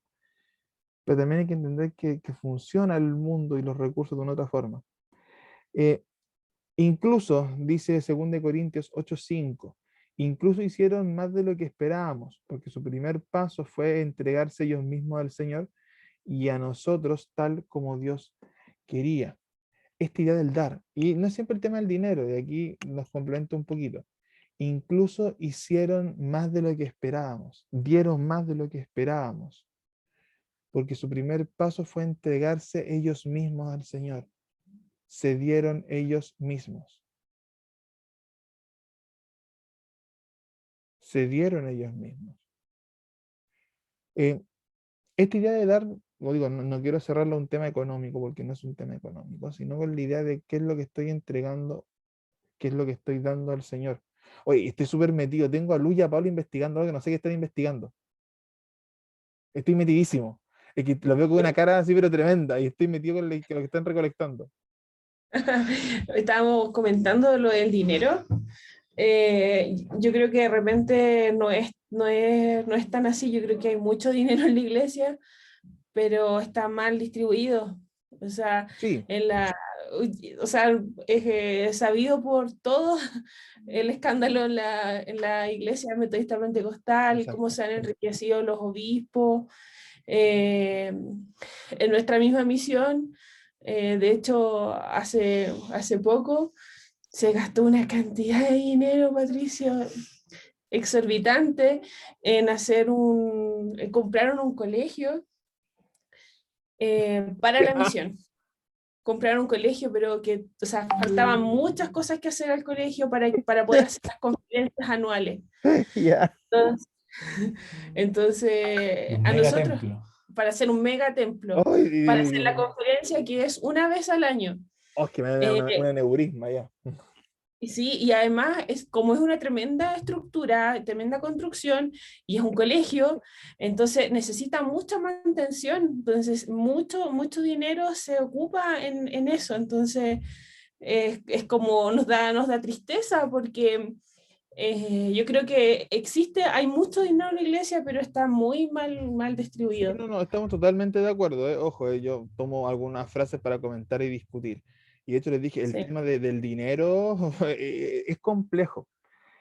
Sí, ahora, Yo creo que tocar un punto bien interesante. Lo que plantea este autor, que lo tomé como referencia, ¿es una realidad? Sí, yo creo que sí. Ahora, claro, tal vez la falta del dinero en un cierto sector de la iglesia, y también puede ser, o como ustedes dicen, el tema de la distribución del dinero, que es otro factor, ¿en qué estamos invirtiendo? Ahora, tú me decías eso, lo de lo de invertir o sea, si hay una cosa que nos ha enseñado la pandemia, es que tú podías hacer clase, universidad, colegio, hasta en esto, y con los recursos mínimos. O sea, y es una cosa que yo insisto, a veces la pandemia, ojalá que nos haya remecido respecto al uso de los recursos en ciertas cosas y la dependencia que a veces tenemos al recurso económico. He tenido la oportunidad este último año y medio de ir a como 3 presentaciones de congreso, cosas así, cosas que nunca en mi vida me han invitado a ningún lado. Ahora estoy súper regalón. Eh, y eso es en parte porque, por último, nos dimos cuenta de que, ¿sabes qué? Por lo menos con esto podemos redistribuir recursos, pero comprar colegios, más cosas, como, ¿por qué si hay? Ay, Dios mío, me duele la casa. Bueno, me alegro mucho porque vamos a tener una amorosa discusión de final de curso. Para salir así como bien molesto. No, no molesto, pero salir como la atravesada. Y que después me retan porque me voy al chancho. Que ella ha puesto en el chat. Mira, dos comentarios. Uno que pone María Antonieta, que va en la misma línea de la distribución del dinero, y después agrega algo de lo que menciona el libro Johanna, que es muy cierto, que se gasta más en una cena de lo que se ofrenda en misiones. Claro, se gasta más en la parafernalia del evento que en el sentido mismo. Y Jessica también agrega algo que es bien potente, pero igual que es súper cierto, que el egoísmo se ha apoderado de la iglesia. El egoísmo, el amor a la riqueza. Y suena fuerte decirlo así, pero es el amor a la riqueza, es el amor al lujo. Y no es que uno no pueda vivir bien, ojo, no es que uno no deba estar botado en la calle, no, no, no, no, no, no, hermano amado, no va por ahí, no me malentienda. Solo que a veces desviamos lo que es el lujo, la vanagloria, versus lo que es importante para el Señor. Y aquí podríamos estar todo el día enumerando casos de mega iglesia o corporaciones que tienen estos malos planes de distribución. Lo que pasaba con los metodistas, que fue lo más reciente y lo que más nos toca a nivel chileno. Y ojo, que probablemente hay muchos más que se han escapado todavía al escrutinio público, pero tienen que haber. Algunos se asombran porque las escrituras nos dicen que los primeros cristianos daban sus bienes, sus posesiones y sus heredades, pero ¿no debiera ser ese el proceder normal? El hijo de Dios, el hijo de un Dios dador, ¿no debería ser semejante a su padre? Y es una pregunta que no es menor hacerlo, no es menor hacerla. Si nosotros hemos sido testigos, hemos sido, sí, testigos es la palabra, de los milagros del Señor, de cómo el Señor nos ha dado provisión cuando no hemos tenido provisión, ¿por qué deberíamos no ser así? ¿Por qué tendríamos que actuar distinto? Nos, nos- y aquí esto es lo que te da de un libro bien interesante y me lo quise incluir. ¿Nos asombramos porque un pájaro vuela? No, porque todos los pájaros vuelan. ¿Nos asombramos porque un pez nada debajo del agua, del mar? No, porque todos los peces nadan bajo el mar.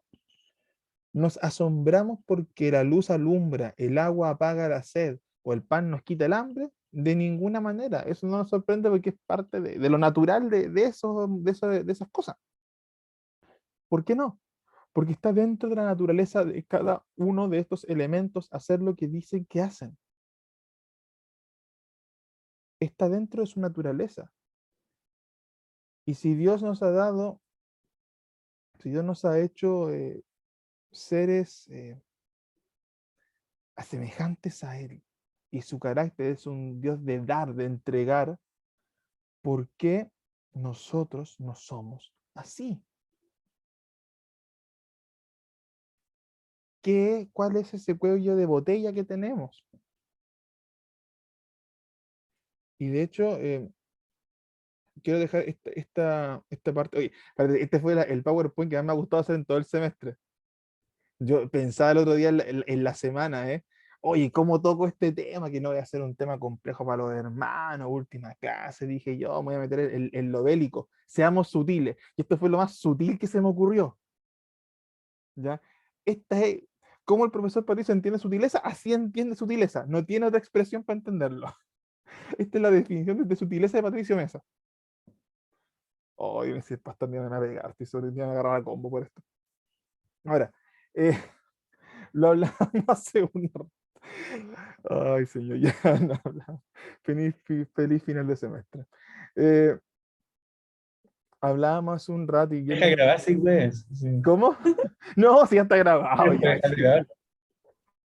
Hablábamos, que me gustó cómo quedó, luego quiero que se vea. Eh, hablábamos un rato de lo que implicaba los conflictos en la iglesia respecto a la distribución de dinero. Luz y Pablo decían algo recién. El problema no es la plata, plata hay. El problema es cuáles son las prioridades que le estamos dando.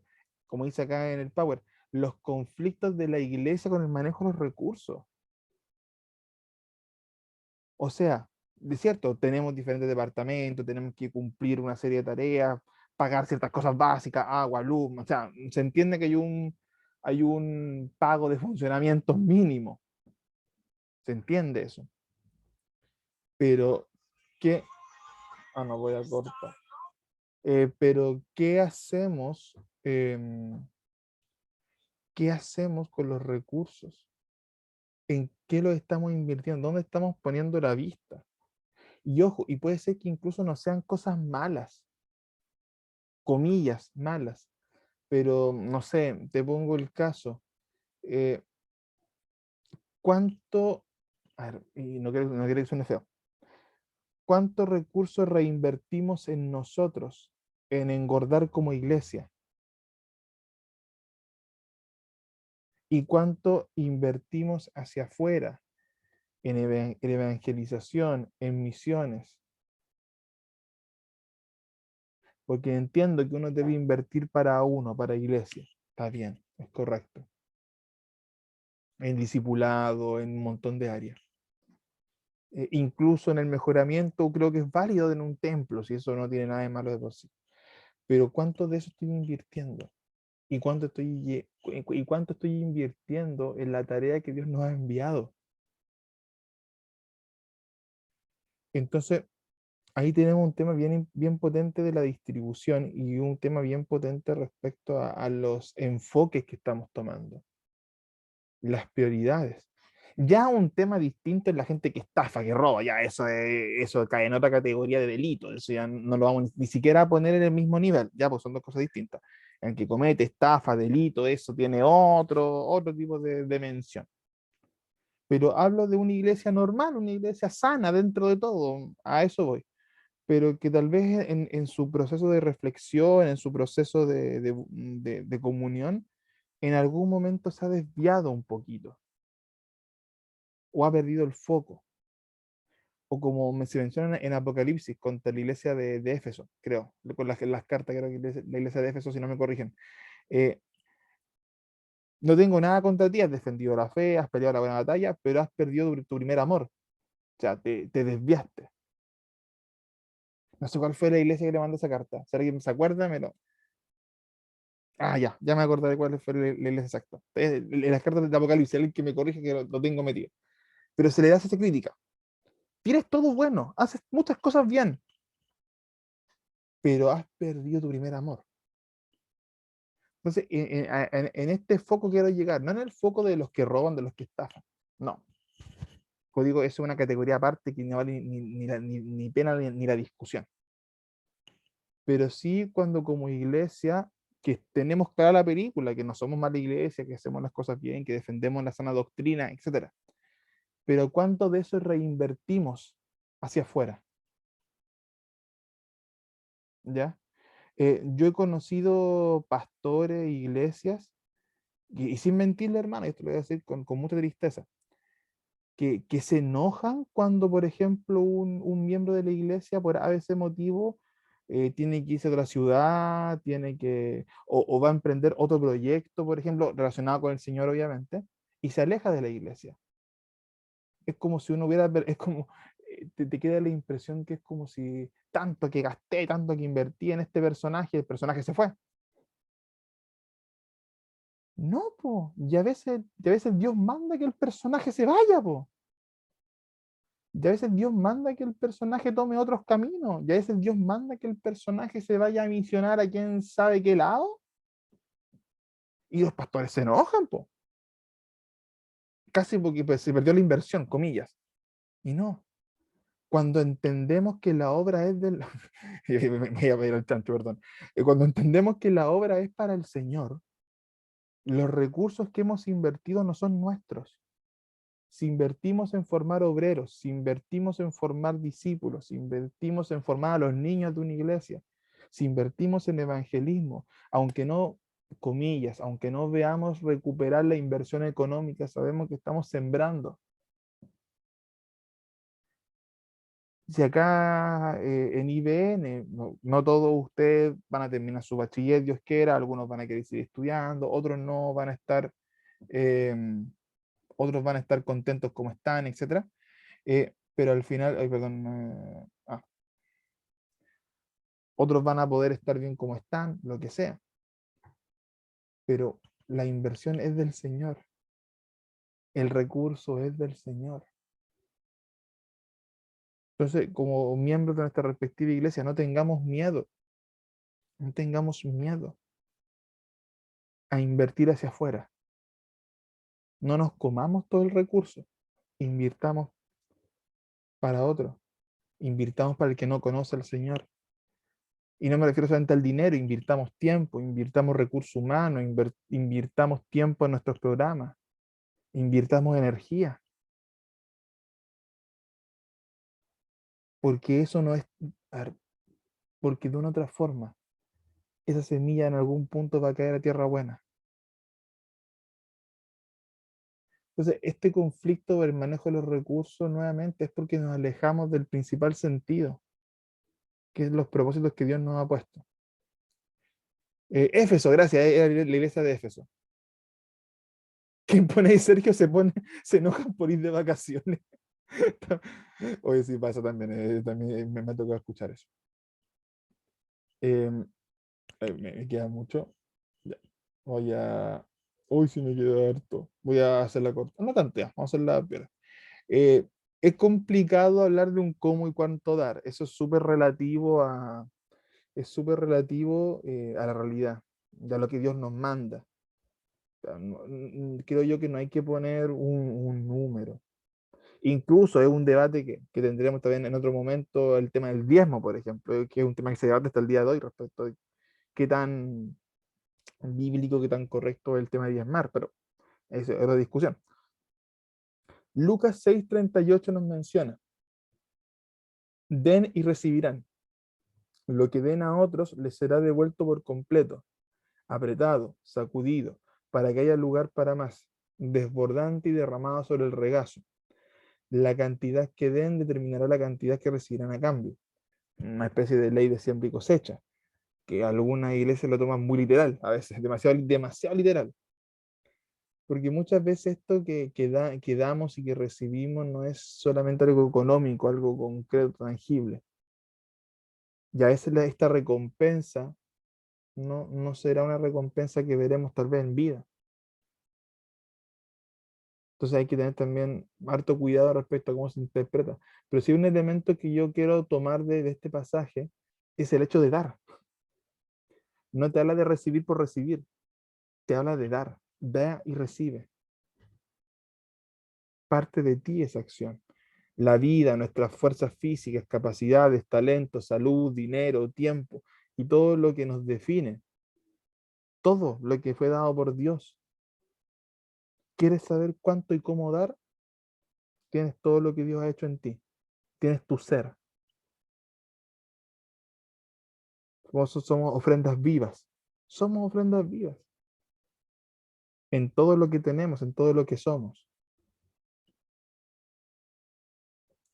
¿Qué vamos a hacer entonces con esa mayordomía que Dios nos dio? Somos mayordomos de Dios, es cierto, estamos administrando. Por lo tanto, no somos dueños absolutos de nada de lo que tenemos, solo somos administradores. Todo esto que yo les mencionaba, dinero, fuerzas, ay, Laura, dinero, fuerzas, tiempo, capacidades, todo esto, eh, somos administradores. Y esa es la reflexión que nos queda. Estos recursos humanos que somos nosotros los creyentes, miembros de una congregación, de una comunidad, y los recursos materiales, que son desde lo económico hasta la infraestructura, todas las cosas que podemos tener a mano, son necesarios para terminar la gigantesca tarea de evangelizar el mundo. Es verdad. Tenemos que tenerlos claros y saber cómo los invertimos, saber cómo los enfocamos a la tarea que Dios quiere que logremos. Me saltaré esta parte, la dejo a que la revisen con calma, está bien, bien didáctica la explicación de la metáfora de los talentos, pero solamente recalcar que en la parábola de los talentos, cada uno dio acorde a lo que el Señor les había entregado. Todos conocemos la historia. Lo lindo de la parábola es que la recompensa es la misma, no importa cuánto trajiste de vuelta. Al que se le dio más y multiplicó, se le dio una recompensa. Al que se le dio un poquito menos, los 2 talentos, y multiplicó, se le dio la misma recompensa que el que más tenía. Y seguramente, si el que tenía un talento hubiera hecho las cosas bien y hubiera entregado lo que correspondía, hubiera recibido la misma recompensa que el que más dio. Entonces aquí también hay un tema que no hay que limitarnos por nuestras capacidades, habilidades, conocimientos. Hay gente que lamentablemente, y yo creo que es un trato que tenemos con el Señor, se limita, se siente menos, porque sabe menos, porque tiene menos tiempo en la iglesia, porque siente que como Moisés tiene muchos peros. No sé hablar, me cuesta hacer esto, no me salen las palabras. Pero sin embargo, hermano, y se los digo así muy directamente, yo en los años que llevo en el Evangelio, que no son pocos tampoco, no son tan muchos como algunos, pero tampoco son pocos, eh, créeme que he visto como personas que yo no me lo esperaba, desde niños, adultos, personas tal vez con menos conocimiento y preparación técnica que yo, Dios lo ha usado para mostrarme, mira, mira lo que hago con él, mira lo que hago con ella. Y yo mismo he sido, yo le podría decir, bendecido con conocer esa parte también. Entonces, aquí no importa si Dios te dio mucho, si Dios te dio poco. ¿Qué estoy haciendo con eso? ¿Cómo estoy administrando eso que Dios me dio? ¿Estoy siendo un buen mayordomo? Sí, no. De ahí tendríamos que estar a evaluarlo en la intimidad con el Señor. ¿En qué vamos a invertir lo que Dios nos ha dado? ¿Qué estamos haciendo con eso? Como iglesia, ¿qué estamos haciendo con eso? Como individuos, como miembros de una congregación, ¿qué estamos haciendo con eso? Y cierro con esta última frase de Hudson Taylor, también misionero que hablamos de él hace unas semanas atrás. Todos los gigantes de la fe en Dios han sido hombres y mujeres débiles que hicieron grandes cosas para Dios, porque creyeron que Él estaría con ellos. Y ahí está la base. Hombres débiles que hicieron grandes cosas porque nunca dudaron que estaban siendo acompañados por Dios. Nunca. Ya. Como dije, lamento que nos quedase un temita pendiente. En los libros ustedes pueden encontrar la misma estructura que yo estuve trabajando. Como dije, siempre en este curso lo trabajé desde una línea muy estructurada. Espero de todo corazón, ya que les haya parecido bien el curso, que haya sido de su agrado. Es primera vez que lo dicto y créanme que ya para una segunda, bueno, ya aprende diferentes cosas de cómo cambiar, mejorar. Siempre pasa lo mismo cuando uno hace por primera vez un curso, es mucho ensayo-error. Así que cosas que vamos a rescatar, otras que se irán mejorando para el futuro, tranquilos con eso. Espero que hayan sido más que un curso de conocimiento técnico, de reflexión, que esa por lo menos fue mi intención siempre. No es tanto enseñar aspectos que muchos ya sabemos, desde la teoría, desde acá, sino que tuviésemos la oportunidad de reflexionar en nuestro rol que estamos teniendo como hijos de Dios y como iglesia. Y que ojalá, de todo corazón, en algún momento esto nos permita hacer cambio en nuestra vida personal primeramente, y quién sabe, si cada uno en nuestra posición podamos ser influencia en nuestra iglesia. ¿Sabe qué, pastor, pastora? Hay que repensar un poquito algunas cosas. Y espero que eso nos lleve a buen puerto. Espero que eso nos lleve a una iglesia que con sus cualidades, virtudes y defectos pueda ser más de bendición cada día. ¿Ya? Eso, nos queda pendiente de aquí al domingo el tema del foro. Hermanos amados, hoy voy a hacer catete.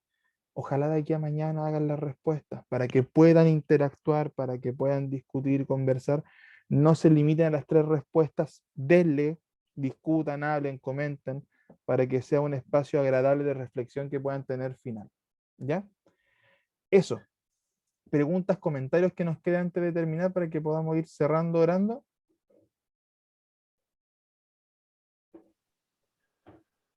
Para mí ha sido de bendición el curso. Muchas gracias, profe. Gracias, gracias. Gracias, Sergio. Ya. Entonces, recordar lo pendiente, por favor. Cerramos el domingo. La otra semana voy a estar recibiendo todo lo que son tareas pendientes. Si por ese motivo algo pasó entre medio, que se olvidó algo, un control de lectura, lo que sea, durante la otra semana voy a estar recibiendo todo lo que es tareas pendientes. ¿Ya? Para que estén atentos. Recordar que hicimos el trabajo de Jonás, están los controles de lectura y ahora el trabajo del foro. Así que ahí tienen esos 3 elementos para que lo tengan considerado de las entregas que han hecho.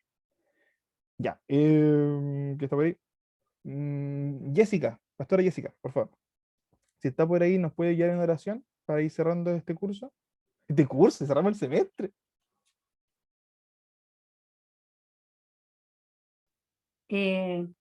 Señor, te damos gracias en esta noche. Gracias, papito, por haber aprendido, Señor, haber conocido a muchos hermanos. Gracias por nuestro maestro que fue de gran bendición para nosotros. Señor, gracias por todo lo que tú has aclarado a nuestra mente, has abierto nuestros ojos espirituales. Hemos podido entender mucho más lo que es misiones, Señor. Gracias porque has abierto, Señor, nuestra visión para el campo misionero. Gracias, Señor, porque te has revelado de una forma maravillosa en cada uno de nosotros, Señor. Y eso, Señor, es gracias, Señor, a la preparación de nuestro maestro. Gracias, Señor, porque tú lo has usado. Ha sido un canal de bendición para todos nosotros, Señor. Bendícelo, guárdalo, Señor. Guía cada día más sus pasos, Señor. Sigue dando inteligencia y sabiduría a su vida. Dale un tiempo de descanso, Señor.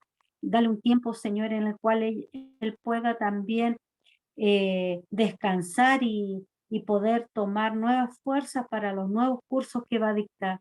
Ayuda a mis amigos, a mis hermanos que están allí, que tomaron esta hermosa clase, Señor, y que podamos sobre todo poner en práctica lo que hemos escuchado. De nada vale, Señor, escuchar y estudiar si no accionamos. Ayúdanos a accionar, Señor, a poner en práctica lo que hemos aprendido. Bendice, guarda y ayuda a cada una de las iglesias, Señor, y te agradecemos este tiempo hermoso. En el nombre de Jesús, amén. Amén. Ya, estimadas, ha sido un placer. Recordad que el próximo semestre voy a estar dando los ramos de introducción a la filosofía e introducción a la psicología por ahora. Como les dije, hasta ahora no hay ningún cambio en las posibilidades. Si es que hubiese algún posible quinto ramo, eso lo tiene que avisar, o sea, un posible quinto ramo o cambiar alguno de los ramos, hay que estar muy atento a lo que diga el pastor Alberto, que va a depender de la matrícula, de la intención que haya. Lo dije el día Profe, sábado, por lo menos en mis asignaturas, ya que son ambas asignaturas de cuarto año, son difíciles, ¿ya? Son difíciles en el sentido de que son densas, ¿ya? Pero ¿qué hablamos de la filosofía cristiana hace un rato? Dice tremenda explicación. A ver, obviamente todo lo que se va a ver es de una perspectiva cristiana, pero vamos a trabajar con filosofía clásica, o sea, vamos a hacer toda una vuelta bien interesante respecto a los modelos filosóficos más clásicos y los más contemporáneos, justamente para ayudar a ampliar nuestra manera de pensar, entenderlas como visiones. Va a parecer, como les decía, el sábado lo expliqué con más calma. Son Profe. ramos densos, así que ojo con eso. Sí, Sergio. Con respecto a los días, eso se va a ver después, los días de Como, las clases. sí, como lo dije el sábado, el único día que hasta ahora yo tengo seguro es el lunes. Ese no lo voy a mover. Tomé la sugerencia que dijo el hermano René y según lo de las matrículas tenemos que ver la posibilidad de no cruzarnos el día con el pastor. O sea que ojalá tengamos clases días distintos. Pero como les dije, tomé la sugerencia, lo comenté y ahora vamos a ver cómo lo podemos cuadrar para ver si puede dar esa posibilidad y que así algunos puedan acomodarse en diferentes asignaturas. En el caso de las asignaturas del pastor Alberto, son dos asignaturas de segundo año, desde la línea más teológica, así que pueden seguirla pueden seguir desde ahí. Las que tengo yo son de cuarto, son de ramo electivo, por eso son un poquito más como fuera de la Biblia, me refiero, son más centradas en otros temas, son densas. Así que yo de verdad, viendo ya el programa, hojeándolo, mi recomendación súper personal, a menos que usted tenga un conocimiento y se maneje mucho más en esos temas, que ahí tiene una base distinta, pero yo siempre sugiero de que se parta con la base bíblica. Partamos bien con la base bíblica, fortalezcámosla si consideramos que estamos todavía débiles en ciertos puntos, y de ahí metámonos de lleno a lo otro que por lo menos van a ser ramos mucho más de discusión más dura. Entonces, ojo con eso, para que lo consideren y a la hora de ir eligiendo. Ya, déjame cortar la grabación.